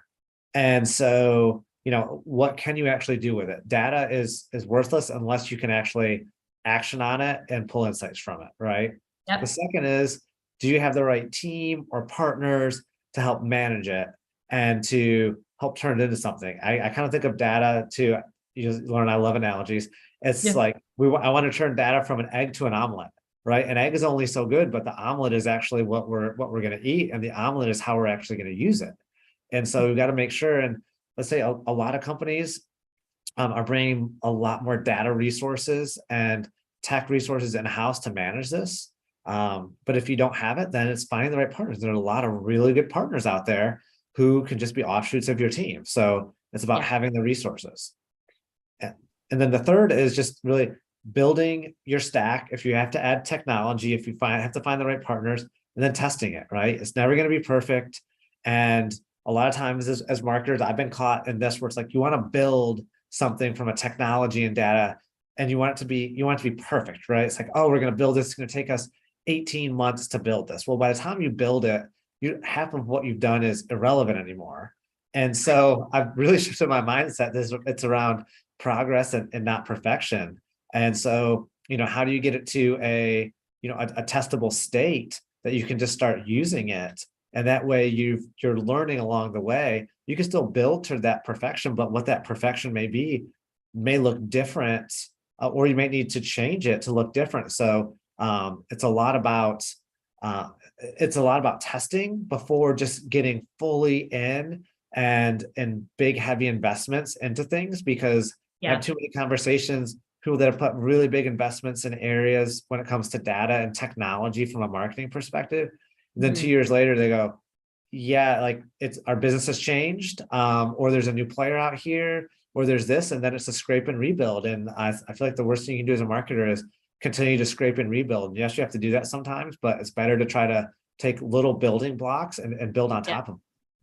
Yeah, I that's so well said. And I had moderated an event, Brand Innovators event a couple of weeks ago on the cookieless future. So I'm going to recycle some of the stuff that I said there. But it's interesting because the demise of cookies doesn't equate to the end of marketing. Cookies have actually not existed in like Safari and Firefox for a couple of years now. So the Chrome announcement, right, was kind of on brand as like, okay, they're just naturally next. And so I have been saying to our clients that, we're working with in terms of a consulting capacity on how to navigate for different signal losses, particularly across paid social, because we run influencer marketing, right? And so it's really about what you just said, Alan, like rethinking the approach to your data capture and governance just to ensure you're scaling accurately and maintaining consent. And I think that's the biggest piece of it, right? And what you were saying around, data intake and is it helpful for you? And so, yeah, it's understanding, don't be afraid to analyze all the touch points, even if it falls outside of your remit, right? What are those discovery or intro touch points that a consumer can potentially, access your brand or access more information on, and what's most important, and how do you help then inform a further personalization strategy by saying, we're asking for this piece of information, but if we're seeing a lot of drop off at like in a lead form where it's like by the time you get to address, people are like, oh, why do you need this? Like, I'm out.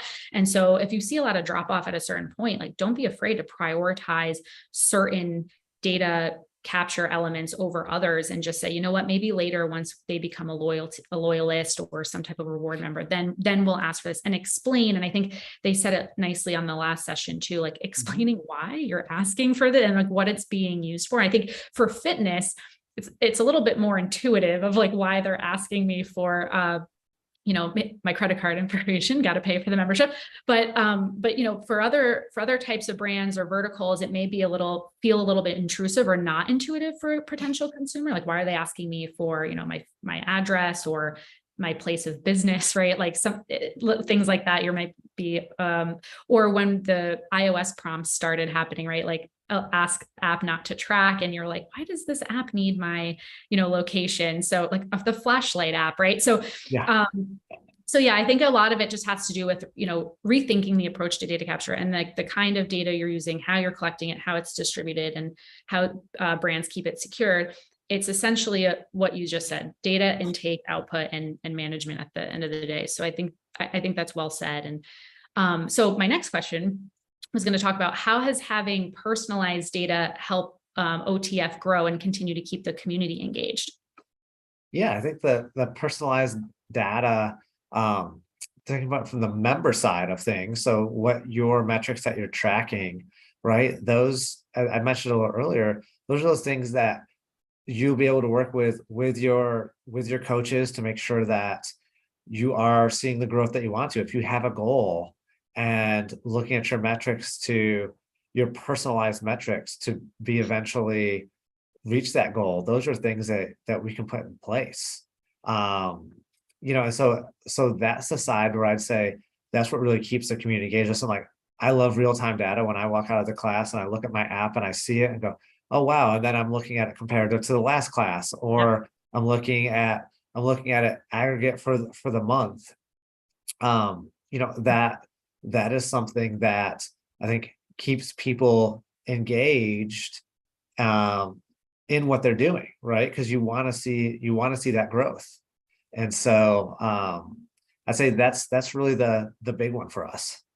Yeah, I think the fitness category is positioned so well for this, for personalization, because in my other conversations with other types of verticals like fintech, CPG, brands know what their high value audiences or high value customers look like and how they interact with their brand.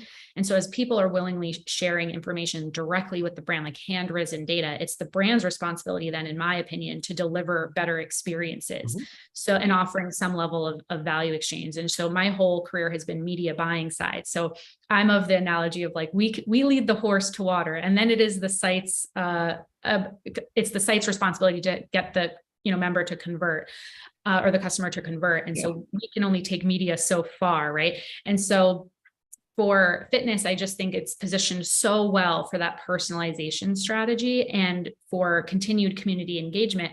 And I know I recently participated in, the name of the challenge is escaping me, but they do them like a couple times a year. It's like a fitness challenge. And so it's like an 8-week, you can sign up for it, and then you are teamed up with other people in your class, and you are that team for the next like 8 weeks, and then you get an in-body scan before and after.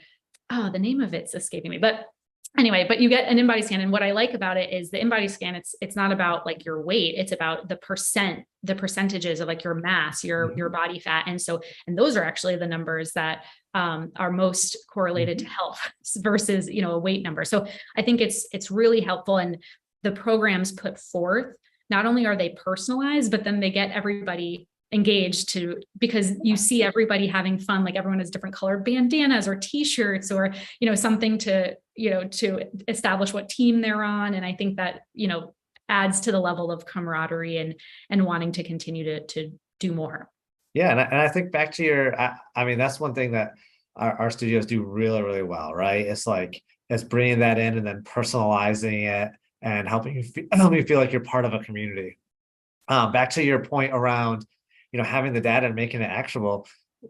customers and consumers are very willing to give you information, right? As long as you're giving them more personalized and relevant experiences. And I always say people don't hate advertising, they just want it to be relevant to them. And not all the way down like full creepy relevant, but to at a certain level. And I think, the more and more awareness, as you said, with iOS changes, tracking changes, the more and more awareness people have to that, I don't think it really, you're going to have that segment that say, I don't want to be tracked on anything, but people still want relevance and personalized marketing altogether. So. Yeah, I completely agree. And actually, that leads into consumer trust. I wanted to talk a little bit about. So, how important is it for brands to reassess how they establish and cultivate consumer trust?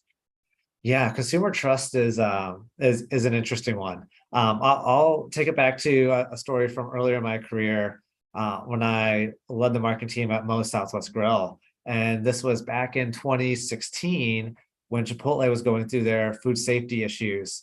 I remember. I say it feels like it was long ago, but it wasn't. And I will say they've done an incredible job of, really what they've done since then. But at Moe's, we really thought this was going to be our gold mine, right? That these customers were going to be leaving from there to come over and get a burrito from us, down the street, right? We're going to see those gains from their losses. But the opposite effect actually happened, where the whole really category took the hit, right? Because it put in doubt those food safety concerns in the entire category. And so who actually ended up being the big winner out of it was someone that wasn't a burrito player, but that had a very food safety, clean food positioning, and they were able to steal the share at the time, just because of the security that they really provided around it. So I always think back to that around this of how people think, and sometimes like putting that doubt in their mind, they just put that doubt and they put it across everything in that space or category in their heads. Wow. Yeah, that's so interesting. I remember actually when like early years or when I was a lot younger, there was the McDonald's Burger King clash when they were starting rumors about, how their food's prepared, and that similar situation, by the way. I think they took the category took a hit because they said, oh, if this can happen at one fast food place, this can happen, at other, and, people sought other alternatives. That's very interesting. Yeah. I think sometimes in the brand world, we love our brand so much too, that we think in the consumer's mind, sometimes there's more differentiation than what there is. And in our minds, and we do it to ourselves, even as marketers, but you'll think about brand as a category in a lot of cases versus brand inside of a category. We, as humans, sometimes we really simplify it down. And, I always have to remind myself that sometimes that, we think about brand very differently than the normal people are with our marketing minds. I completely agree. I'm so happy you said this, because I have a hot take, which I will share now. So my hot take on this is, because as I mentioned before, my whole career, I've been on the programmatic buying side. And so often in our conversations from the buying side, we talk about brand safety. And so my hot take is brand safety is a two-way street, because from my context of my conversations as a media buyer, brand safety is our content showing up next to, like, adjacent to brand safe content, right? And so how can we measure that efficacy of ensure our content is showing up in in brand safe ways? But as we're buying media, I'm like, but is the brand safe? It's a two-way street, right? So what is your brand doing to the general you? Sorry, not like EPG, but what is the general, what is your brand doing in general to ensure that what you're providing is your products are safe, you're putting forth safety, like marketing aside, like how is your brand cultivating that trust to show and prove to consumers that what you're putting out into market is safe, and that and then also from a data perspective, you're managing that according to, all the laws and regulations to ensure that if I'm hand raising and giving personal information to a brand to receive, a more personalized experience, that I can trust the brand with my data, that it's not going to be showing up in a breach or, sold off to something random. And then now I'm on all these newsletters. I have no idea how I got on, or I'm being solicited for things I've never even heard of or is relevant to me. And so that my take has always been it's two-way. So if we're going to talk about brand safety from where's my content showing up, let's also talk about, okay, guys, like what is the value prop behind like your brand safety and how you're taking care of like customer data. Yeah, I 100% agree with you on that. And I think, it's becoming a more complex world in that space, right? Where yes, your email's out there everywhere. You're getting put on lists, but then, now it's coming down to, text messages. How many text messages a day do you get? That you're like, how did I sign up for this? Right. Things like that. So I 100% agree with that point of view. It's a two-way street, brand safety altogether. Yeah, and also it only takes one bad experience to completely be turned off from a brand. And I think oftentimes brands that have a lot of volume of loyalty members or, might brush it off a little bit, like, okay, we're going to have bad experiences here and there, but it's really important, because then word spreads. I'm in the business of influencer marketing. And so what better way to market than word of mouth, right? And we see so much impact from our influencer campaigns. And just this week, actually, this is very timely, just this week. So my credit card was hacked, and the retailer, which I will not name, that my information was hacked on, it took me 6 hours to resolve. It's still not resolved. So, I mean, my credit card company resolved it in like 2 minutes, but the retailer where the data breach happened and my information was leaked, it took 6 hours. So will I shop for them again? Not for a very, very long time, because I still don't know if my information is within their system or not. There's no follow-up. The customer service isn't available or not answering the phone. And so, it really just takes that one bad experience for your potential consumer to be completely turned off, and especially a loyalty member, right? So if it's, if brands are going for lifetime value, especially for subscription or membership, it's really important for brands to be mindful of that. Yeah, and I think it's crazy to think that of how many people have had a breach in some way, and then you start thinking through, and it's like most everybody has been involved in something. Like, how many letters have you gotten at home or emails? Yes. That that you were breached from company X, Y, or Z. But when it comes to loyalty too, the other thing that I think is super interesting about consumers today is they're more loyal than ever, but they're also more promiscuous than ever too. And so, they'll be loyal, but with one change, they're willing to jump ship, and that loyalty will go with them. And so that loyalty isn't a forever thing. And I think, I don't know when this kind of mindset changed, but I feel like that's been a switch that flipped in a lot of people over the last couple of years on how they think about loyalty. Like, loyalty is to an extent, but there's, but there are things I would say, but there's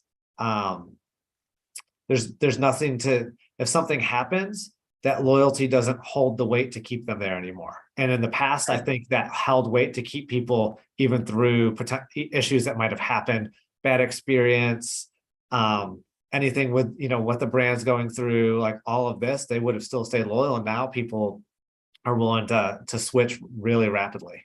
Oh yeah, because they have options. There's so many, there are so many, like in the example I just gave for earlier this week, how many other retailers are there that I can choose? Endless, right? And so, there are options. And I had talked about this in another session a couple weeks ago, but getting in front of the consumer quickly and is also imperative, and literally for that reason, to ensure that you're maintaining or growing your market share from your competitors. Because if you're not getting in front of if you're not able to find your audience and get in front of them with the right content, your competitors are.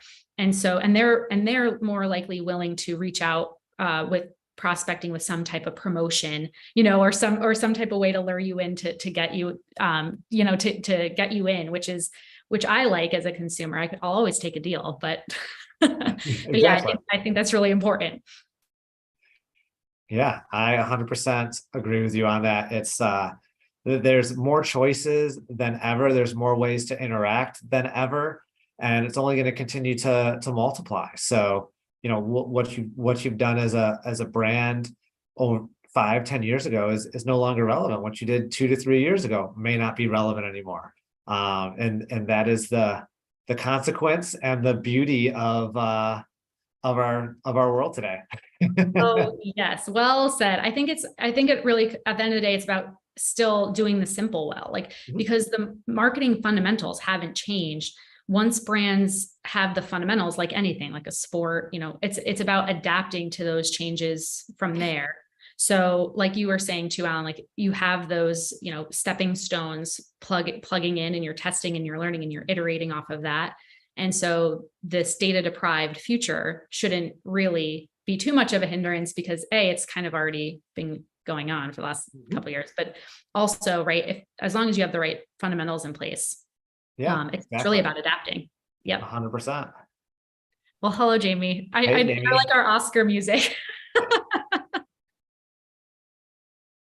Oh, I think you're on mute, Jamie. This was such a great conversation. I really enjoyed it. Definitely learned a lot about Orange Theory. I've never actually been, but Kristen, I think you sold me. Yeah, let me know, Jamie. I'll go with you. It'll be fun. Yeah, definitely have to check it out. But also, yeah, very true about like the whole brand loyalty thing, and like how trust is so important, and it can be so delicate if it's damaged or something bad has happened. But yes, thank you so much for your time. We would love to have you back on again, and so hopefully that will happen in the near future. Perfect. Love to be on again. And thank you, Kristen. This was really fun. Thanks, Alan. Yeah, this was great. And thank you, Jamie. Great to see you. Yes. All right. Have a good one. Hi. Next up, we have Freddie Liversridge, Global Head of Media at HP, moderated by Sam Poor, Director of Sales from Vox Media. Hi, Sam. Hi, Jamie. Thanks. Hi, Freddie. Hey, Jamie. Perfect. Hey, Hello. Freddie. All right. Hey. Great. I'll leave it to you. All right. All right, great. Freddie, thanks for doing this. Great to be able to talk to you. Before we really get going, I want to make sure that we're talking about the right thing. So the title of the session is Adapting to a Data-Deprived Advertising Future, which is bleak on its face. Is that what you're doing? Do you feel deprived, or is there a looming deprivation? Is that in your future as we move away from a reliance on third-party data? On third-party data, yeah. I guess finally, I'm glad it doesn't say death of the cookie, because I feel like that's the title of too many things in there, and it's more than a cookie that's disappearing. But do I think we're being data deprived?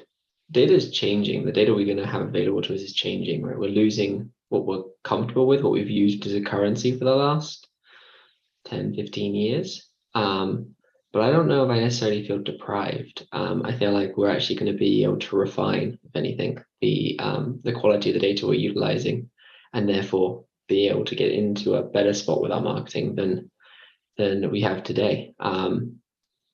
And so I think, yeah, we're going in. I don't know. I don't think I feel deprived. I feel optimistic. I think in a lot of ways, it's just going to be a lot of change. No, but that's good. I'm glad. Optimistic is a much better way to feel than deprived.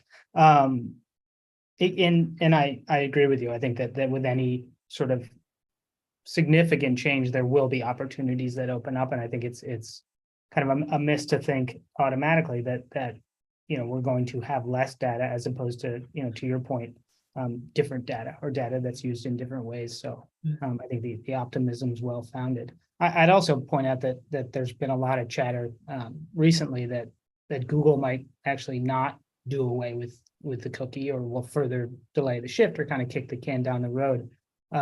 Will that impact the work you're doing and the thinking you're doing on HP's behalf, or are you actually looking forward to this shift?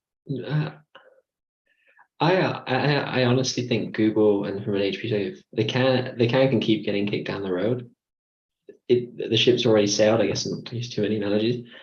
The quality of the cookie data and all of the data out there, in our opinion, is already started to fall so fast, right? We've lost IDFA, we've lost the cookie on Safari, we've lost the cookie on Firefox.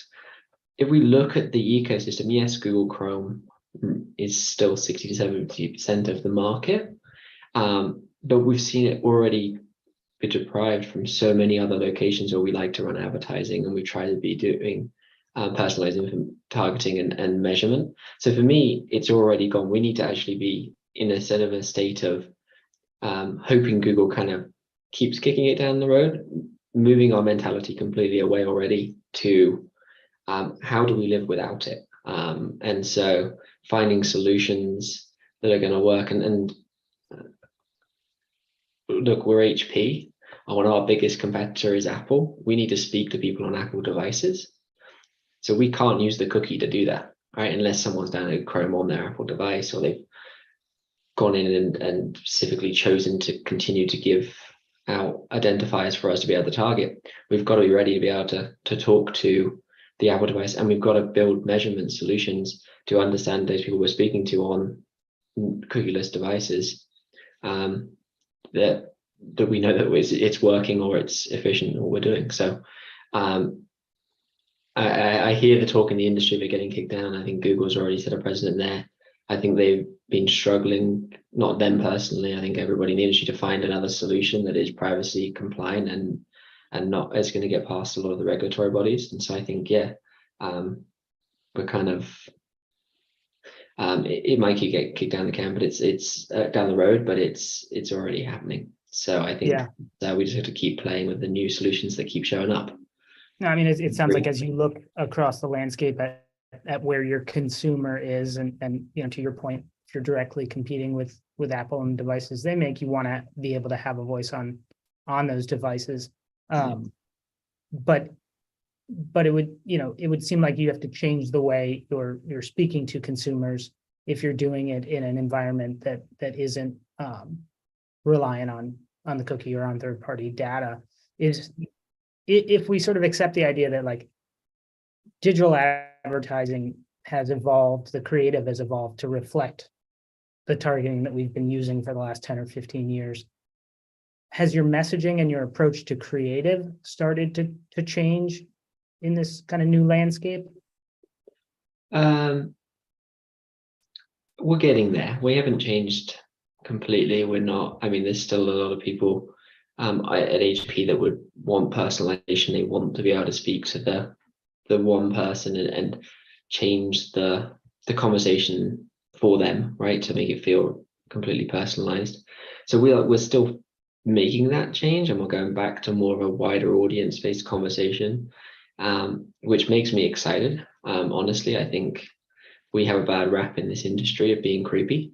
And I think this is the one way that we're going to stop to being there, right? There's nothing worse than, well, I got married a couple of years ago, and I still swear I get marriage ads today, right? Pushing me, asking me if I want to buy the next piece there, or the next suit or whatever the wedding pieces are that you need.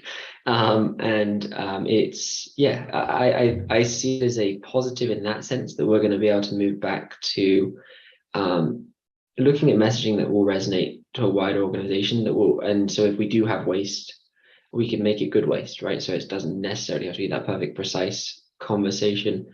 So our creative is still, I think, in the interim of making that change. But when you think about media mix too, so we're going to talk about that. I'm excited too that kind of move away back from 300 by 250s, 720 by 90s, or 320 by 50, and move back to looking at mediums that create attention, right? That's a big focus for HP right now, and trying to make sure we're capturing consumers' attention. I know attention seems to be becoming a bit of a buzzword in the industry at the moment, but hopefully with the focus of the deprecation of a cookie, or or deprived data, as we're talking about here, like we're going to be able to use sort of I don't want to say the traditional mediums, but things like CTV, digital out of home, and go back to other formats and sizes and pieces that, or even sponsorships, where we can talk to the consumer in a different way versus through a 300 by 250, which or a 30-second video that we're pushing online. If that makes sense. Yeah, no, it definitely seems like this is an opportunity, maybe not for a total reset, but for a reevaluation of the channel mix, and also the idea of what an advertisement can accomplish, right? If you're not chasing, as we have been as an industry for a while, really specific ROI on a sort of deeply personalized message. What does that mean in terms of, we talk, when we talk to HP from Vox Media about, okay, is this a, upper funnel or a lower funnel campaign? And what are you trying to accomplish? As though you can't sort of accomplish multiple things simultaneously, as there's no such thing as sort of a full funnel campaign. And what you're talking about, where sort of like, if you accept the idea that, and I know this is an anathema to marketers, but there's some efficiency loss here.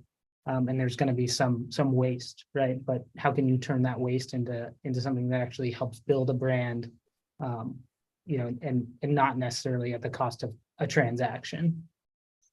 No, agreed. And I'm actually, I feel somewhat positive about the efficiency topic a little bit too, which is kind of funny, right? I think a lot of people think, well, we're going to be creating waste now because we're going to have to go. We're not going to have such good data, so we're not going to target the single individual. We paid a lot of money to buy that third-party data, or to buy the information to better tell that one individual. So maybe what we end up with, and what I'm excited about, is that starts to come down a little bit. And so we don't pay the third-party data. We may pay a bit more premium on the publisher's side, but we get more reach, and that waste kind of is offset by the cost we used to pay for data. So I don't actually necessarily see it as, maybe we're not as efficient with regards to an exact reach target, right, to our audience, but I don't know if I'm so concerned about our CPM, for example, going through the roof, right, and us still paying twice as much for the same media impression that we did 2 years ago.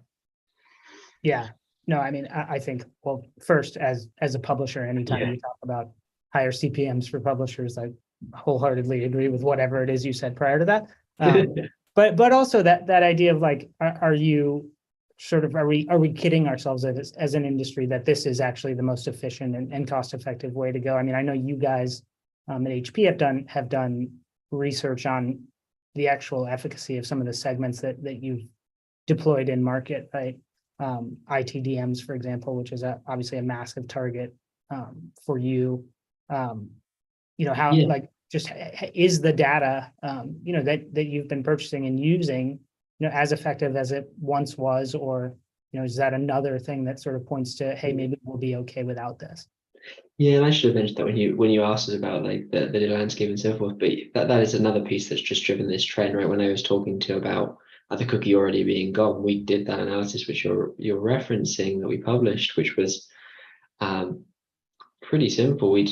We bought from, take the 6 biggest B2B data providers you can think of, put them through a DSP and ask people, do you think you're an IT decision maker? And the numbers were astounding. And the bit that was most scary is 66% of the people who came back told me they were retired, which obviously they can't be an IT decision maker if they're not working. And so I think at home they can. They can, yeah, at home. Yeah, true. That's true. Maybe maybe I got the questions all wrong. But coming off of that concern, that's what started us to dig in, and we dug into the data and the quality of actually the third-party data at the email level is really strong.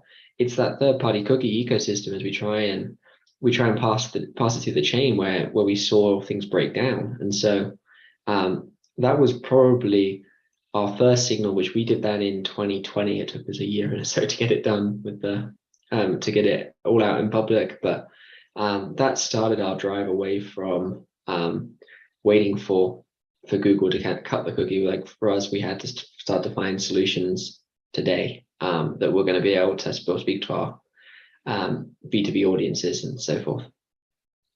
Yeah. So, again, from a publisher's point of view, we're very interested in sort of figuring out what those solutions could look like and what our role is in providing them. And I think our side of the industry is interested in this as an opportunity to sort of better leverage, the content that we create in the sense that it's frequently endemic to some of the advertisers we talk to. It should have specific value to them. But also the audiences that we're able to aggregate within that content, and the proprietary data that we have around those audiences. That is going to become an increasingly complex landscape for you, and for HP, and for other marketers. How do you think about direct relationships with publishers, and how do you evaluate sort of the solutions that each is bringing to market, often individually? Yeah, I mean, I think I'll break that into a couple pieces, like from just a publisher point of view and going back to, I guess we're pulling out our playbooks from 2009, 2010, right, of how we bought media. Not that we're going to be doing direct IOs, we'll still probably put it through a lot of programmatic piping and things like that to make it more automated. But we went from, go 3 years ago, we had 10,000 sites that we used to run HP across. We're down to about 2,000. I would bet that we will get down to 100, 150 sites by the end of next year of where we want to run our digital advertising. And so for me, that just instantly allows the team or the HP in-house media team to get to know every publisher. 100 across the world is not, I don't think, ridiculously high. And so we get to know who to work with, and we get to know what their audiences look like and what we need to focus in on. And so I think that firstly will be one way we're going to get around this, is we're just going to start to go into the contextually relevant content and the publishers we want to work with, just like we did before. With regards to the to publisher data, or I guess we call it second party data to us, right? Mm-hmm. The second party data ecosystem, I think it's great to see, and it's fantastic because working out who is an in-market laptop purchaser for us is going to be very helpful across should I use the word network and publishing network of different sites. And so that is I think going to be still key, and we'll still use those kind of tactics. But again, I'm not particularly personally concerned about if we can get down to 100 publishers or so that we're working with, that we can't learn how different data sets start to work with each other and so forth. We're not going to end up in a, if I tried to do that right now with 2,500 sites, we wouldn't get anywhere. But I think that as we start to reduce the number of partners we work with, I think we'll be okay. This whole focus for us going down to 100 publishers makes me really excited, because I think on the bigger picture, we get to fund quality journalism or quality editorial or whatever we decide to put behind. We get to really power that now, where we lost kind of that connection over the last few years because we were just looking for the audiences, right, in a lot of ways, right? And so we get back to that, which I'm excited about. I think that's good for the world, to be honest. I certainly agree with that, and I think that sort of the ecosystem we've built didn't really reward the right things when it comes to content creation. And so the prospect of shifting that, not only because I think it directly benefits a publisher like Vox, but I think it just makes for a better independent web, which is great. There are, beyond first party or second party from your point of view, data sets. There are some centralized kind of identity-based solutions that are emerging. Are any of those exciting to you? Is that an area that you guys are investigating or pursuing at this point? We are definitely pursuing it here at HP. I think at one point I wrote down a list. I think I had like 70 different IDs that we knew of in market. We're keeping in touch. We want to understand what they do or where they go. I'm not going to put a bet on who's going to win the ID space, right? I hope we get 1 or 2 or 3 and we don't end up with 70 or 80 of them and everybody's got a different identity space that we have to be able to play in, because that just seems like a bit of a headache. But we are definitely watching it. Even if it becomes a deterministic ID that works across as a subset of publishers that opt in, let's say, and then a couple of DSPs that allow us to access it, that to me, at least I'll feel confident that I know I'm talking to the right individual, right? And we're not, and so maybe we become hyper targeted at very small scale, and that's okay. And then we use the broader contextual plays or broader endemic plays to fill out our media strategies or our marketing strategies. So I'm interested in it. I'm also very interested in it from a measurement perspective, right? The ability to link up measurement and continue to power measurement solutions that we've become used to versus going back to too far back to a panel. I guess these will be somewhat a panel, is interesting, right? So the idea of being able to sort of measure our marketing and so forth, as we with the kind of rigor that we have enjoyed in digital prior to the deprecation of all the identifiers that we use today. So the part of your marketing approach that is highly personalized, you'll be more confident in the kind of the veracity of that. At the same time, sort of freed up to pursue some of the contextual or endemic approach as well. Yeah, exactly. So like I'll give you a good example. Account-based marketing is really key for us, right? We've got few very key accounts we need to speak to. And there is probably 1 or 2 IT decision makers at every single one of those accounts we need to speak to. If I run that through media, in my head, I should spend maybe $500 a month, right? Because I'm speaking to 1 individual or 2 individuals across X number of accounts.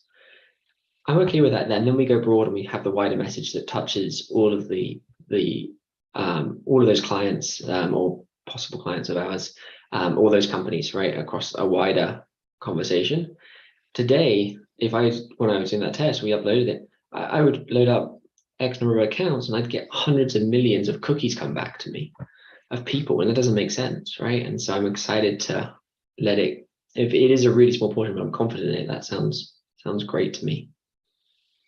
Yeah, no, I'm always a little bit sheepish when I scope an audience of, C-suite or IT decision makers, and it comes back in the tens of millions. And I just wonder if there are actually that many people who fit that characteristic. Agreed. Yeah, when you get back IT decision makers, and there's more of them than there are there's more than people than there are in the US, and you're kind of questioning the. Yeah. Okay, and hold on a second. It's a problem when you're talking to the buy side and they say, "Why is the scale so limited?"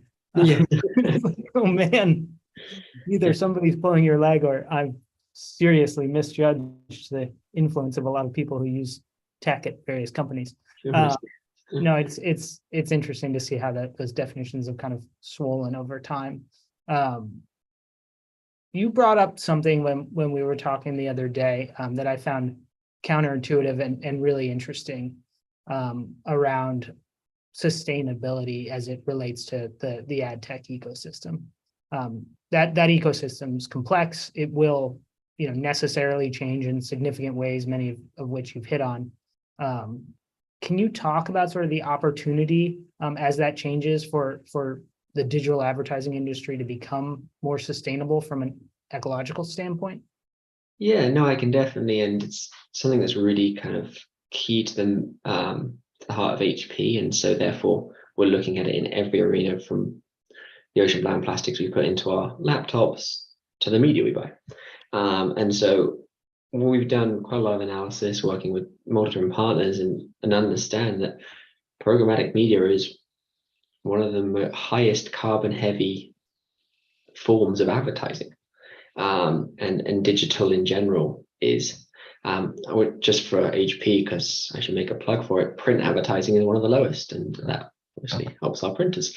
What's interesting is we have so many partners in the chains now, right? We all talk about SPO for many different reasons, from costs and so forth, the supply path optimization, sorry. It really can be a great way for us to, if we can reduce down the number of partners in there, right, or we start to create more direct connections, we can reduce the carbon footprint we're creating with all the number of servers and so forth that we're running across the web. And so if we can start to do that, then our media becomes more sustainable, which I think is really interesting. And one of the areas we're looking at HP too is we're actually working with a few companies to build out a carbon calculator. I think Group M, I think a few of the holding companies have come out with this, which allows us to put across our media plans and say, what is the carbon footprint that we're creating through our media plan?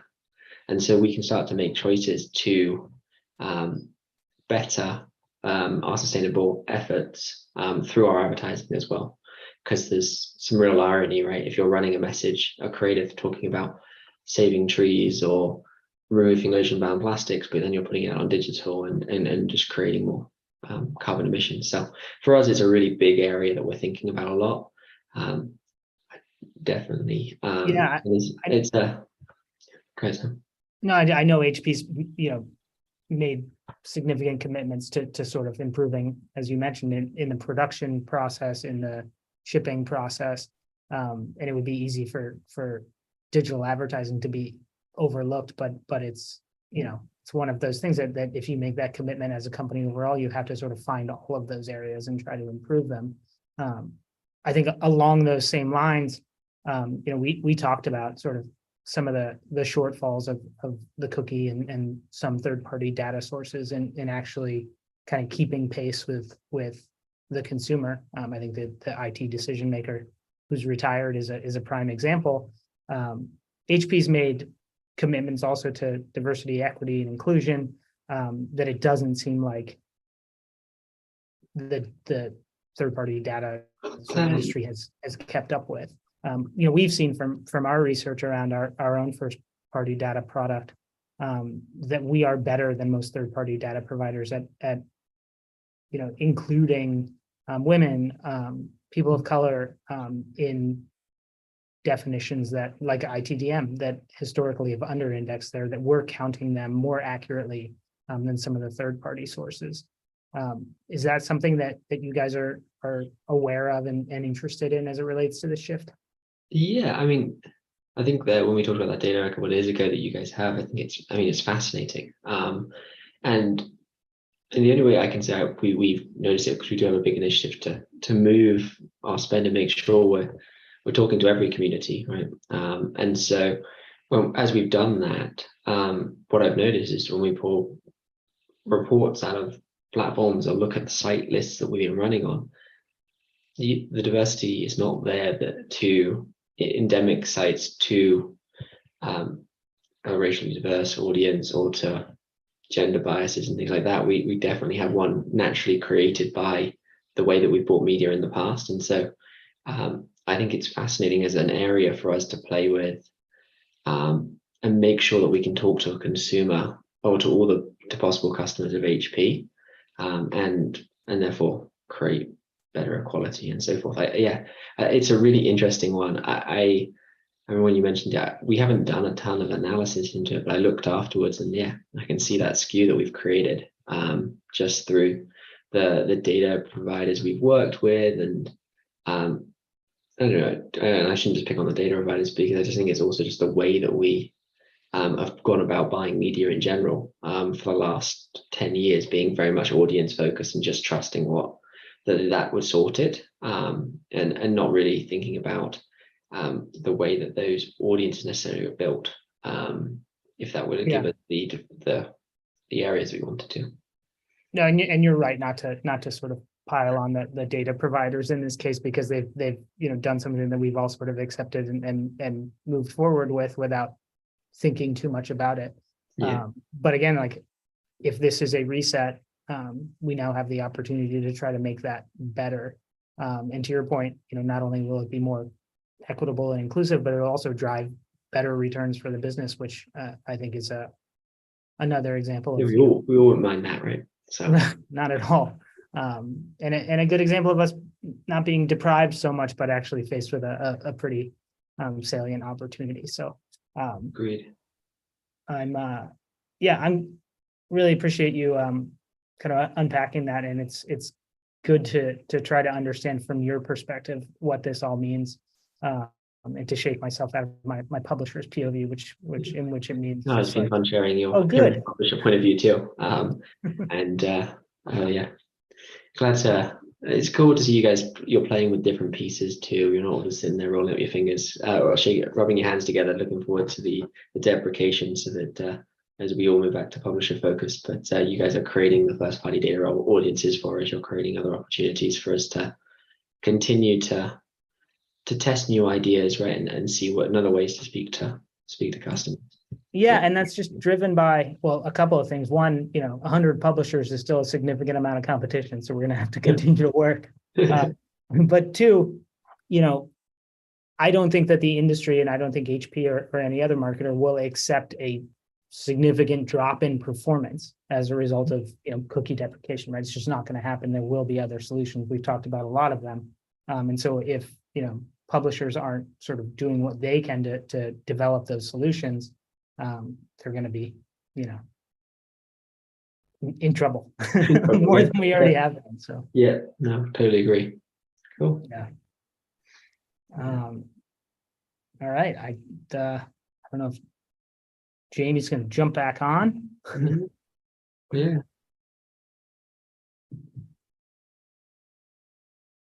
Hi, thank you all for this great conversation. Let me see if there's a Q&A question. Let's see. Not at the moment, but do you guys have any fun weekend plans? Oh, we wait and see if there's any questions, because we still have quite a few time. Well, it's only Wednesday, Jamie, but I hope to have fun weekend plans at some point in the near future. Already thinking ahead. Let's see. Okay. All right. Well, with that, I will wrap it up a little bit. Thank you all for being here and taking the time to join us for this conversation. We really appreciate it, and we hope to see you both again soon. Thank you. Yeah, Thank you, Jamie. thank you. Freddie. Bye-bye. Have a great rest of your day. Thanks, everybody. Bye. All right. And for the final session, we have Junior Reyes, Senior Growth Manager, TV, CTV resident, moderated by Jeff DeSimon, Director, Media Planning, Digital at Digital Remedy. Hi, Jeff. How are you? Good. How are you? Oh, can't complain. Hello. Hi, Junior. Hey, how are you? Good to have you guys with us. All right, I'll let you kick it off. All right, awesome. Thank you so much. We got 8 extra minutes to fill here now. But quickly, just want to introduce myself to anyone out there who is unaware of Digital Remedy or myself. I'm Jeff DeSimone. I am the Director of Media Planning at Digital Remedy. I've been in media for about 10 years, everything from pre-sale, post-sale to the creative side. I've worked at some digital consultancies in between. So really trying to understand that full funnel approach with media, with marketing, with creative, really driving people completely down that funnel from top to a conversion when needed. And really excited to have this conversation. But the star of the show today is Junior Reyes. So I don't want to speak too much on his behalf. I'd love to have him introduce himself. Hey, how are you? My name is Junior, and I'm the Senior Growth Manager resident, focused on linear TV and connected TV buying. Prior to this, I was managing all of our programmatic and YouTube media here. And yeah, I've been with the company for almost 5 years now, which started was like forever, but it's been a great ride, and I'm excited for this conversation. Awesome. Likewise. So appreciate the introduction. Appreciate anyone out there joining us, and Brand Innovators for having us today. So to just jump right in, I want to make sure this does become CTV, OTT focused, but just want to touch on some general data deprivation questions right out of the gate. So, we know that a lot of people feel that there's just too much data privacy concerns out there. From any survey you look up, there's people that just feel like too much data about them is readily available, and that data that they had access to wasn't really being used to the best of the advertisers' advantages. They didn't feel those opportunities were really curated for them. And then you really saw, this trickle down effect happening all the way back with the EU implementing GDPR at what feels like it's been 5, 6, 7 years now. Time's moving really fast. And then about 3-ish years ago, you saw that kind of touchdown in the US with GDPR in California. So, it's kind of felt like up to that point still, what's the ramifications of this? And then the real hammer dropped when Apple came into play with the iOS 14 update that, as everyone's seen, you get those ask app to allow tracking or not. More times than not, people have opted out of that, and that has kind of caused this waterfall effect that's begun. And then as we're seeing Google starting to take that next step with them eliminating cookies on their Chrome browsers, but that continues to get pushed back. So we'll get into that a little bit. But really, right out of the jump, do you think there's an underlying reason why Google keeps delaying this date? It was initially supposed to happen by now. Now it's saying not until 2024. Is there kind of something underlying here that we should be on the outlook for? In my opinion, personally, I think it's just the fact that quote unquote better solution hasn't sort of risen yet from all the rumble that has happened over the last 5 or 6 years around privacy. And I think that given how much of it's called the World Wide Web, right? Google observes, right? The cookie is very valuable to them, right? And even if you think about the alternative solution, like Trade is right now pushing for the Unified ID 2.0, it's something that in theory sounds great, but in reality is just, in my opinion, another cookie. And it's something that is slowly taking traction and adoption.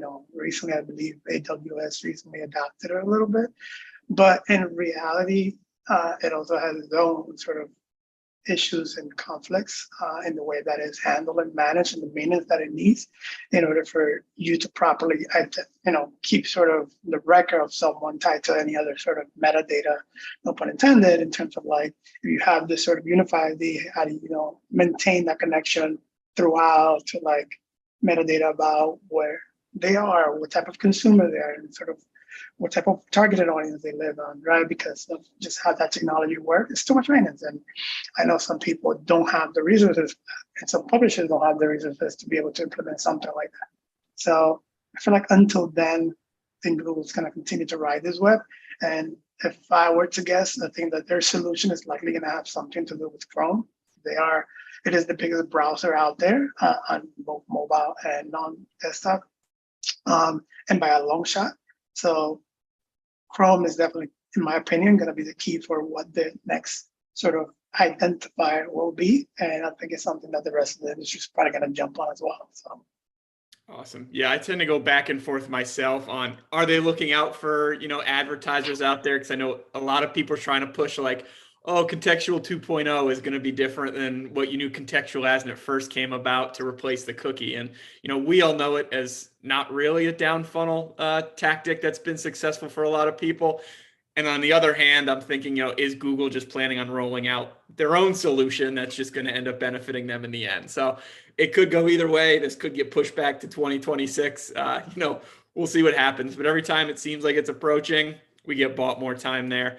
And just quickly, as I kind of reference contextual, are you under that same impression? I know that was the big thing that when these solutions were getting brought up, that's what's going to replace that cookie technology, what's going to help us really identify the right people.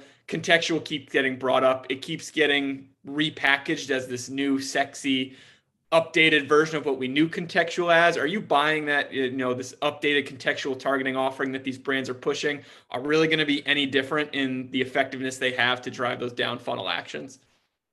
I think it's all perspective, right? And who you're talking to in terms of what contextual means to them. Yeah. For us, primarily across all of our channels, we mainly focus on broad and do focus a lot of our time on the creative and let the creative do most of the talking as well as the product. I think that's like the best combination in my opinion. Contextual could work depending on what it is, right? Like if we're talking about contextual targeting across the web, right? Through native ads, that could potentially work for some brands, right? If you're talking about a brand that focuses on supplements and you have tons of websites that review supplement side, yes, it might be beneficial for that brand to create a better experience for the consumer in targeting in a native way that user while they're reading on those sort of content sites, right? Versus the bombarding that we experience right now with display across the open web, right? Contextual on Facebook is a non-existent thing in my opinion, because there's a discovery platform, right? You're there scrolling and trying to enjoy your day and you're getting bombarded with ads, right? It works because it's a highly clickable environment, right? So I think it just varies on the definition of what contextual means to somebody in the platform that they're thinking about applying it. But for me right now, I think broad and focusing on your creative alongside ensuring that when the consumer lands on your website, they have the best experience. Your product is very well explained and they know the value they're going to get out of it. I think that's just a key. Awesome. Yeah, I tend to agree with that. My one concern is really just if it's your first touch point, it's probably not going to be at least your conversion. When I think of it replacing like these pixel lookalike audiences off cookie data, there's a chance that the first time they click through your site, they might convert. Contextual, it's really just to get them in your funnel and then capitalize on some of your first party data that you then can aggregate from there to complete that purchase cycle. So definitely not saying it can't be effective, but just thinking more so if I have one touch point to hit you with and make it memorable, I don't know if it's going to have that same impact that we've seen with this cookieless history, I guess we can call it now, or cookieless past. And just on the topic of data deprivation and certain platforms we're talking back and forth, do you see a certain platform or platforms or mediums that are going to reap the benefits of these changes? Yeah, absolutely. I think that linear and connected TV, in my opinion, are two of those platforms, right? We think about back when mobile advertising first came out and people realized that they can't use cookies in that environment. And we had to adapt the mobile ad ID, right? It forced the publishers, the apps, and everybody that was working on the mobile side to rethink how to properly measure, right? Think about how AppsFlyer is like the number one like measurement company for apps out there, like the way they look at things, right? It's the same thing for connected TV and linear, right? Linear now has seen a shift in that a lot more of the content that you were able to buy ads in between and on is getting moved to a more programmatic buying basis. It's helping shift the way that measurement is done for linear TV, right? Because you have now more quote unquote digital signals, right? At the household level, right? Like IP address amongst other in-house devices, like Roku, for example, has devices in the house where they now don't have to rely on some sort of third-party device or third-party identifier for them to be able to tie things together, right? So I think that these are platforms that are now gonna start seeing a shift also from other core channels when they're being affected by data,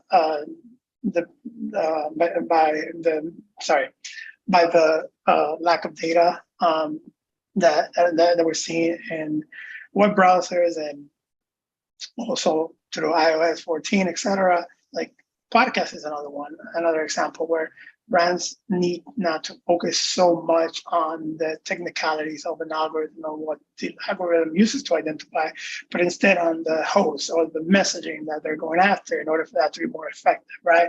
So it really becomes more about the experience of the consumer than so much about how do we gonna perfect the perfect measurement, the perfect tracking so that we can know every point of the path, which sometimes takes away from brands focusing so much on is your ad even good enough to be in this medium, or is the consumer even having the best experience possible, right? So I think some of the more traditional channels are going to start making a comeback, and they have already been doing so, right? Podcast has been generating a buzz the last 3 or 4 years now, and gaining a lot of traction.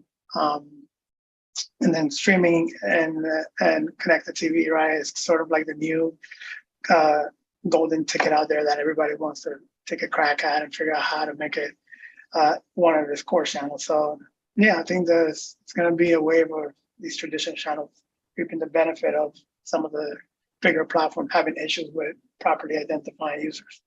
Yeah, I definitely agree with all that. The traditional medium coming back into play, but I'm glad you brought up podcasts too, because the one thing, it's not podcast, but the host specifically is the key piece there. Because the first thing we saw when the iOS changes happened was just a flood back into influencer media, because you're not just, when you lose targeting site, that's the one thing that, okay, I know this person meets my target, and then they have 800,000 like-minded people behind them.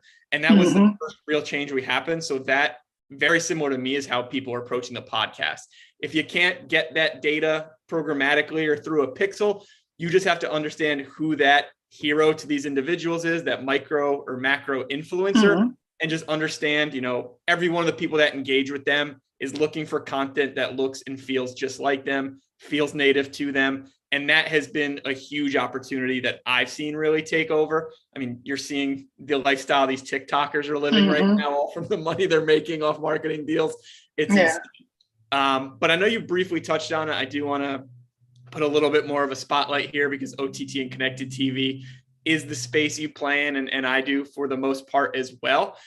Luckily, a lot of what we're doing isn't cookie based, which is a real benefit to us as far as getting out ahead of that curve.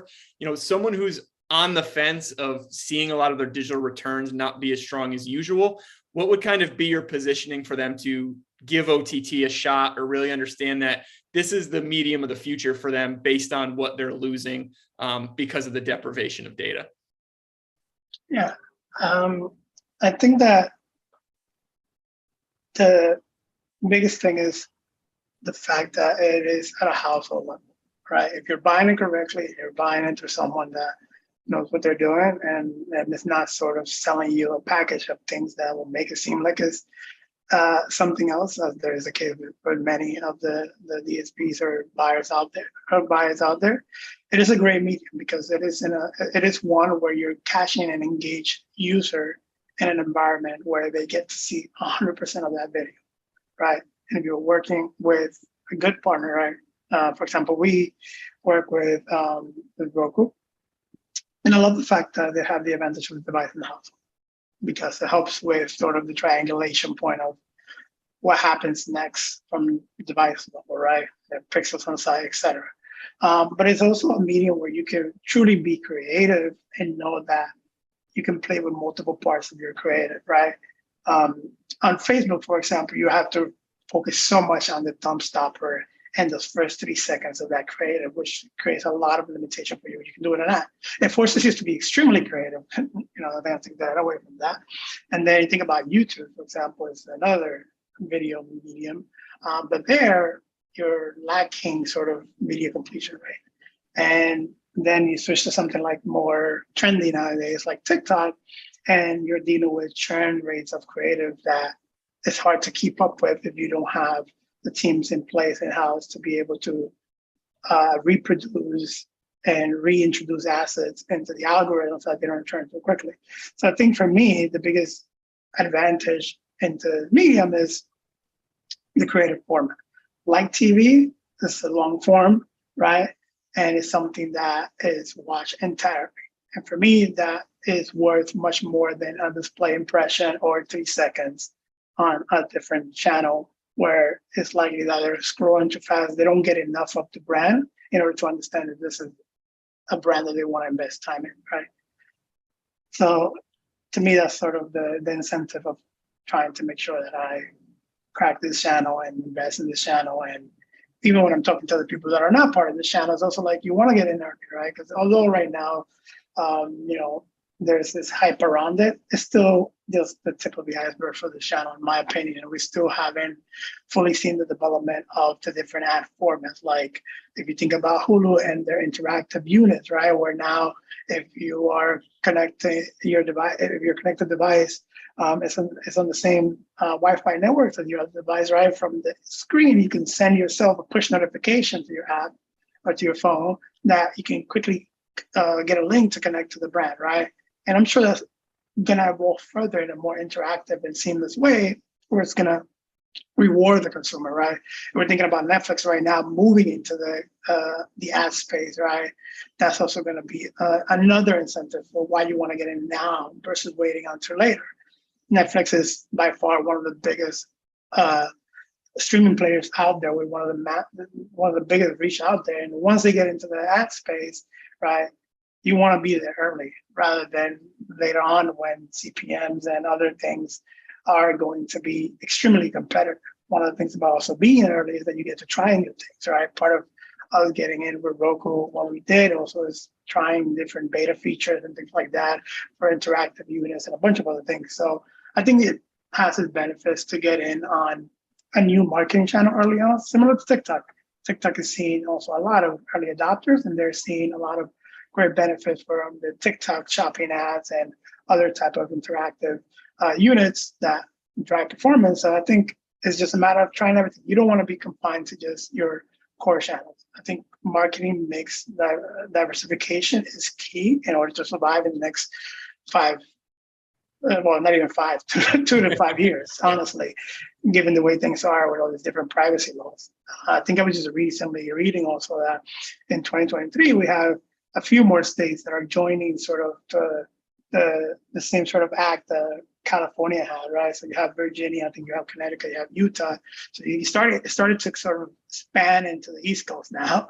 And soon enough, these platforms, these apps, and all these different publishers are going to have to start abiding by different set of rules they weren't before. And we're going to start seeing sort of the same sort of shakedown that we saw when California did it. And Facebook experienced quite a turbulence for some time where you couldn't even retarget people over there unless you had your own first party data. So I think it's good to start thinking about diversifying your marketing mix early on. And as these new marketing channels come about, I think it's good to test them earlier. I agree wholeheartedly as well. The thing about, more states starting to roll that out, the interesting thing is, all the companies we've worked with have pretty much already just assumed as soon as California came out, they're going to treat it national. If you have to do the work just to accommodate your California customer, like you might as well just take those repercussions for all other 49 states. 100%. There's the math right there. 50 states minus California is 49. I'm right on my game. One thing you did mention that I wanted to unpack a little bit more was, when you look at social creatives, it's rigid, it's fast. Those churn rates are really high. When you look at OTT, the production quality is a little higher, but you can get a longer runway out of those creatives. You can get 2, 3, 4 months. I believe your company does offer creative services as well. Are those conversations you're having with a lot of your clients on justifying, those heightened production costs because you're going to get a longer lead time out of it? Just the nature of the medium you're playing on is a little bit more high quality. Just trying to understand how, clients who are coming from, hey, we're used to pumping out testimonial style videos to now we have to make a commercial quality creative that, could be in the five-figure mark. Yeah. So the way that we treat and just to clarify, we have a creative studio in house, and the way that we treat our different brands, the Resident has about 6 or 7 different brands, and each brand is treated differently in terms of the value that it adds, the specs of the product, etc. So when we decided that we were going to have that in-house, it was from the very, very start. And the reason why is mainly because as a marketing team, right, having any sort of lag between the team that is producing the creative and the team that is buying the media and testing the ads creates a drop in performance, right? If you immediately see that an ad is churning by way of looking at the trends of performance over certain different day periods, you can easily communicate with your creative team, editor, etc., and just sort of reiterate quickly and put it through the test pipelines right away and retest it and add something fresh. What oftentimes happens with different brands and a different scale, honestly, is that the marketing team and the creative team are separated. Either the creative team falls sometimes under the brand marketing team versus the performance. And even that in itself, I think is, in my opinion, not the right way of doing things, separating brand and performance. I think those two things should be together. But speaking of creative, in my opinion, the two should be tied to the hip.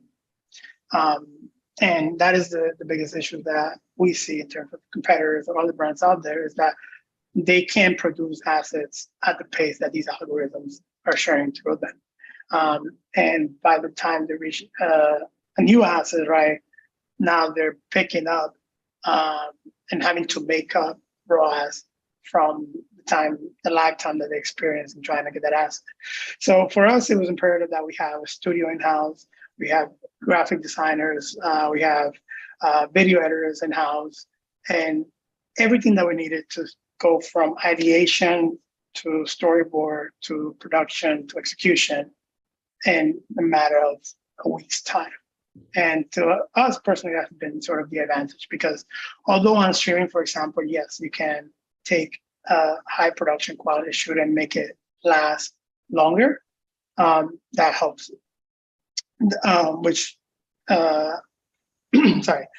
Which can last longer. At the same time, with that same footage, if we want to splice it and dice it, because we have multiple tests, we have a video editor that is literally like right next to me, and I can just chit chat and sit and show what am I targeting, how am I targeting, and give all the context that is relevant to potentially change the intro, change the music, change the style, and make that much quicker than having to go through an agency, sending a creative brief, going through the back and forth, right? Even if it's an agency that provides edits for you, right? It's still a process, because again, they're handling multiple clients. So to me, it's imperative to have sort of two live under the same roof, so that you can continue to move by the pace of these algorithms that are showing to this creative.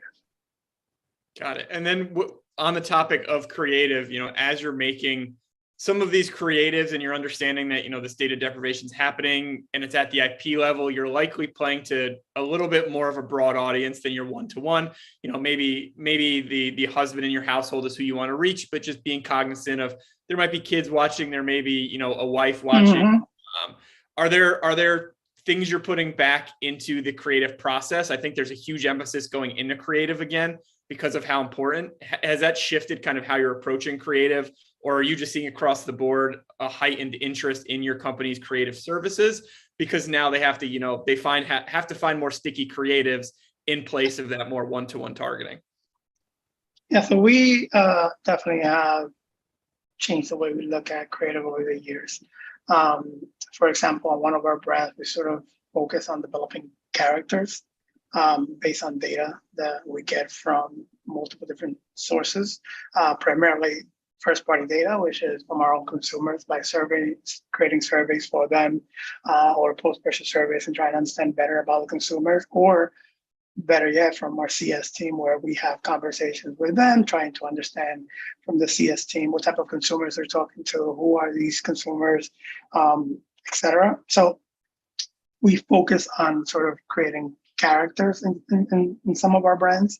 So for example, one of our brands, Nectar Sleep, we focus on creating this character she's the head of a household, she's a mom, with a couple of kids into gaming, but she's the head of the household. So because she has this mattress, she's able to achieve additional hobbies and activities that she can pack into her day because she's getting a good night's rest sleep, right? For example. So definitely the shift has gone from focusing on what we're targeting in specific audience segments to more of like, let's learn more about the consumers that we already acquire, and then see how do we tailor the creative and see what will resonate more. Alternatively, is also looking at some of the adjacent sort of verticals to our space, right? So we're focused heavily on we're a mattress mainly company, so looking at what other competitors are doing in their space in terms of ads, can sometimes be relevant or not adjacent. So like if we are selling mattress, there's companies out there selling bedroom furniture. There's companies selling home furniture, overall home furniture, and trying to understand what they're doing from a creative standpoint that we potentially might not be doing, because then that wraps up sort of the whole persona. If someone is interested in sleep, they're likely going to be interested in some home furnishing product and trying to understand how that consumer comes together from looking at multiple different brands, give you more holistic pictures, and you can sort of start incorporating some of these things into your creative, right? Like in the Nectar Mom example that we had, for example, the recent one that we just released, Nectar Mom is sort of seen creating ice sculpture, playing football with her kids, sort of trying out different hobbies, simply based on observations that we've seen through other adjacent verticals. And, and that's sort of how one of the ways that we sort of go about creating some of these high production shoots. But also, again, in general, just you have to think differently about the creators in TV and CTV in general. These days, you have to be a little bit more broad anyways. And I think that it helps the fact that we have the production and studio in-house. Awesome. And just, I know, commercials and OTT have usually really been a space where it's really mainly an awareness play because of what's happening on other traditional channels, losing that visibility and ability to optimize efficiently towards conversions. Are you starting to kind of change the messaging a little bit in your creatives? Is it becoming a little bit more value prop focused, or is it still very much, an awareness play when you're going through that creative process? I think we're playing around with sort of the messaging here and there, but predominantly, I would say it's heavily focused on the product spec and trying to sell the offer that we have, given just the fact that compared to our competitor, we are priced significantly better. And also we're one of the pioneers in terms of offering somebody a 365-night trial to try sort of our products.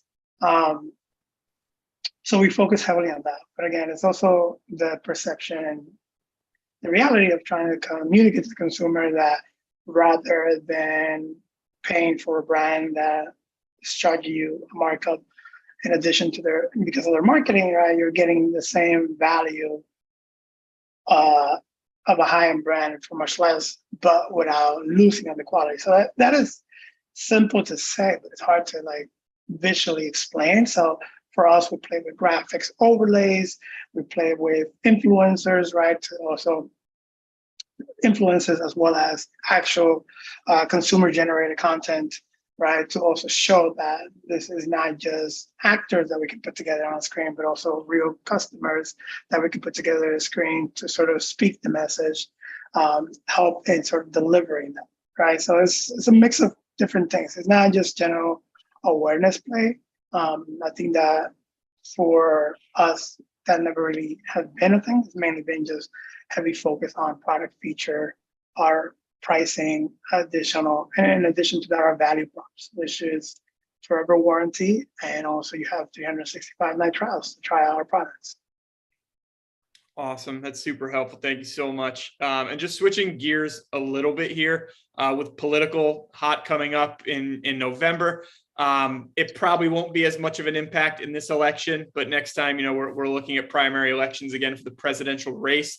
Are you seeing a different way to approach advertising with what's going on with data deprivation? Are you going to see a return to linear to believe, or you think people are going to replace, segmented targeting with publisher level targeting and just go straight to direct sources like Fox News, CNN, et cetera? Has there just been any sort of change or thinking towards how your company's approaching political advertising moving forward? Yeah, so that's something that, it plays on the brand safety side and depends on how you want to be perceived as a brand. So I think it's a matter of on a brand basis. I think it's going to depend. For us, linear, right, is typically bought on a network basis. So for us, we'll continue to do that. CTV, we buy that on a P&P basis for majority of the inventory. So we select the publishers where we want to serve, and we're very selective on that, given the audience, the type of content that is being served on. But yeah, I think for us, it's mainly going to be leaning on the brand safety side, along with performance, obviously, but on the brand safety side, as we get into the politics and elections. But again, not to say that we don't experiment, because we have a very general market consumer, right? Everybody sort of needs to sleep. So we sort of follow the performance as well. So it's just a matter of how and when. But for other brands out there that I'm speaking to, a lot of them are sort of following the eyeballs. So if the eyeballs are going to be on some of these more political focused networks, that's where they are looking to be. But that's my take on that. Awesome. And just as far as data tracking and targeting, you can answer this in a couple ways. So just what do you think the biggest conception around connected TV and OTT is, or what's the biggest misconception right now around just data tracking and targeting that you think may be overstated by consumers? In general, I feel like consumers, although in the last 5 years, they've sort of learned how these companies manipulate and gather their data, I still feel that there is still some lack of knowledge in terms of how these data is properly used, who are the good, who are the bad apples out there, right? And I know Facebook tried to do some sort of educational when they launched that sort of campaign around having people opt in for their stuff and trying to educate the consumer on how not opting in for tracking or whatever affects small business, which it does, right? So I think the misconception on the consumer side in terms of data is just that there is no good apples out there, right? Not everybody's just leveraging their data and they're not getting anything in return. And I disagree with that. I think the consumers are just not aware of what they're getting in return, right? There's the reason the internet is predominantly free, outside of what you pay your internet service provider, right?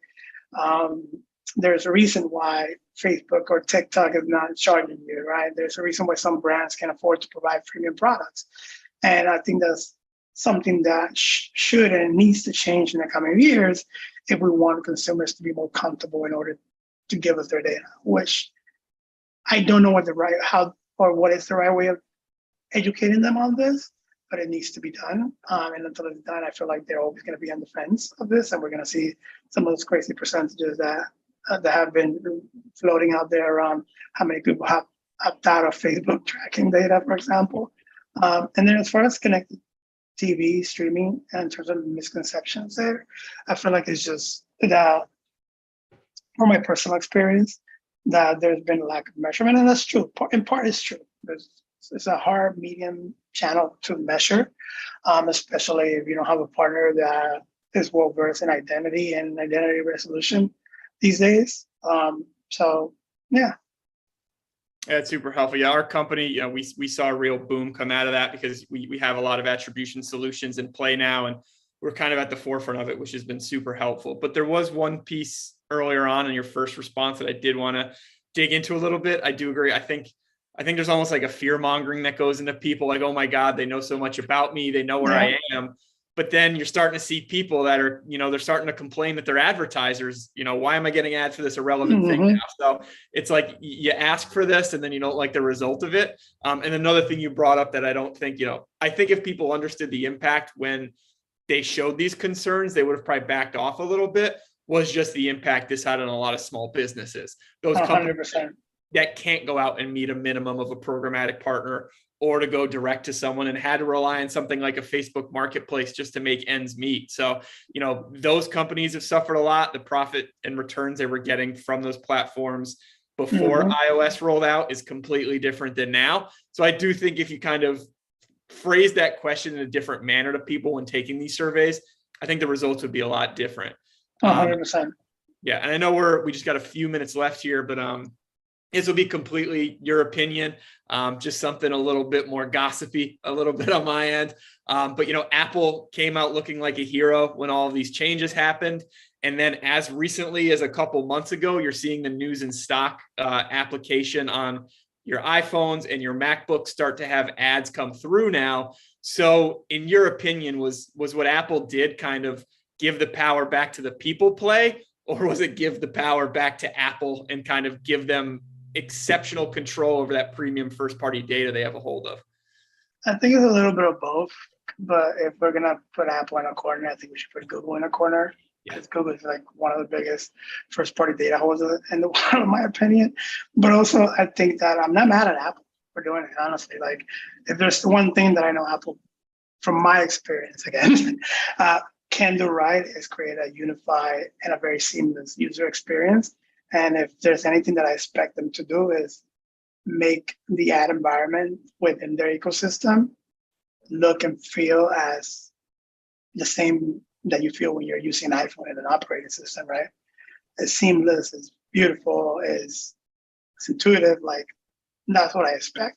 And I feel like they're just sort of like, they've been playing with the indie ad space for a bit and whatnot. And I know now they're starting to hire a bunch of really important heads for their ad business.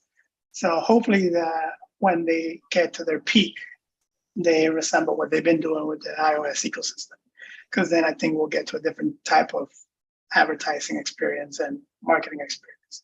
Because honestly, like, if you were to rate the overall advertising experience across everything right now, it's not the best. You know, if you even go on Hulu right now, you can't watch a show without getting bombarded by ads, and without frequency at that, right?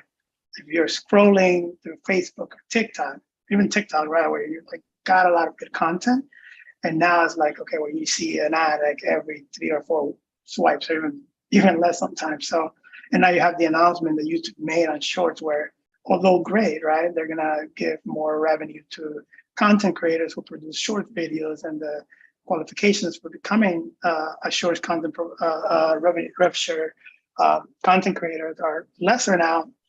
It's also going to change that experience, right? So I think the companies, although focus on trying to reward the content creators, all these different things, are also not thinking about the consumer experience. And I think that hopefully Apple, when they get to their peak, does it differently. I agree. And then just, again, you mentioned kind of Netflix earlier and streaming services. It almost seems like they're just in like a lose-lose situation right now, because there's this expectation from a public standpoint in their stocks to add users. The second that stops, they have to find a new revenue stream. That revenue stream is incorporating ads. Ads are going to upset people. They're going to lose more subscribers. And it just feels like an unwinnable battle. Again, these are conglomerates. I'm sure they're doing okay, but it's just a fascinating way to think about it. Is, you know, the user and consumer can control so much of this from not happening. And it's just so hard to constantly continue to appease them, which makes it, they're in such a tough bind right now that I'm really interested to see what happens. I know Disney Plus is doing the same thing in December. They're rolling out their ad offering at a lower price point. So it's going to be interesting to see who's going to pay that premium for the non-ad version, who's just going to bite the bullet, take the ads, and then complain about it later. So it'll be interesting to see. I know we're just about as time, just looking over my questions, if there's anything else I wanted to touch upon. Just if you had any trends or two, channels to look out to, if you had to put on your magic genie hat and predict what are we going to be looking at is the place to be from an advertising standpoint in 2 to 3 years, where would you kind of put your money right now on that being? Oh, you went on mute there for a second. I don't know what your mic cut out. Sorry. I would say it would have to be the content creators. What they've achieved in the last 2 years has been insane. I mean, you have content creators with products in Walmart and, you know, Whole Foods and multiple different products, and people flocking to malls to meet them and try out their new things. And I think that's because, again, the content creator knows how to create an experience that the consumer will enjoy. And us as brands tend to focus so much on the performance of different platforms, and we have so very little control of how these platforms then create an experience for the consumer.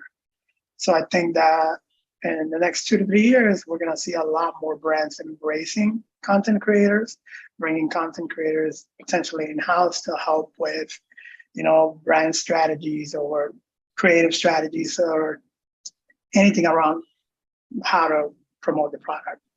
One of the greatest to do it is Mr. Beast. He's done tremendous work in this, and now he has his products at Walmart, in aisles, and the checkout line, like you name it, right? He's opened up his first store in the American Dreams Mall here in New Jersey, right? And he had over 5,000 people flying from everywhere and coming from everywhere just to buy burgers, right? So I think content creators have a lot of power with their audiences. And to the point that you said before, right, if you're going to have issues with sort of identifying what the right audience is, you have a bunch of content creators out there doing that for you. Might as well go reach out to them and try to invest in someone that is putting out great content and it's also building a great community. Because at the end of the day, you build a great community, you're going to have loyal followers like some of these content creators. Yeah, totally agree. A lot of what I found fascinating too is like just the constant need for content from consumers these days. Like you can't wait a week for a television show to come out anymore. Nope. You need I'm itching for Game of Thrones, House of Cards to like just release everything. Because like I can't deal with the anxiety of waiting every Sunday. Oh wait, I have plans. I can't watch it just when it comes out, right? Like these are things that even as a marketer, that are set in stone for a reason, right? To keep the consumer like on a leash, so to speak, right? But yeah, it's interesting. There's a high demand for content these days. Yeah. So like what you could have gotten, let's say you're watching 2 hours of TV every Sunday night. Now you find your favorite 50 creators on TikTok. They make minute videos. Bam, there's your 2 hours filled every day in fresh content. You can't watch the same thing twice. Reruns don't matter to you anymore. It really, that's something that has to be considered when these brands and mediums kind of think about the future is, it's got to be fresh. It's got to be new. And you sometimes have these people attention spans for about 6 seconds. So again, I know we're over time by 3 minutes, but appreciate your time as always. I'm not sure if any questions came in. I think the moderator on top of this moderator is going to come back in and let us know if any questions came in. But other than that, appreciate your time. Of course. Thank you, Dad. Thank you. Hi.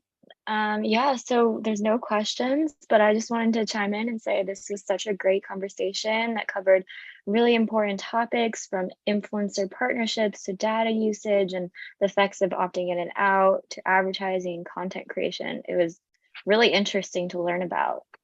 Yeah, definitely. Thank you. But I just want to say thank you so much for joining us today and making time out of your busy schedules to be here. And we hope to have you back on soon. Sounds good. Thank you so much. Appreciate your time as always. Thank you. Have a great one. You too. All right, that's the end of the day. Thank you everyone for joining us and tuning in. Big shout out to our speakers, our sponsors, and our audience. Be sure to check out the Brand Innovators website to learn more about our next influential event and many more to come. Have a good one.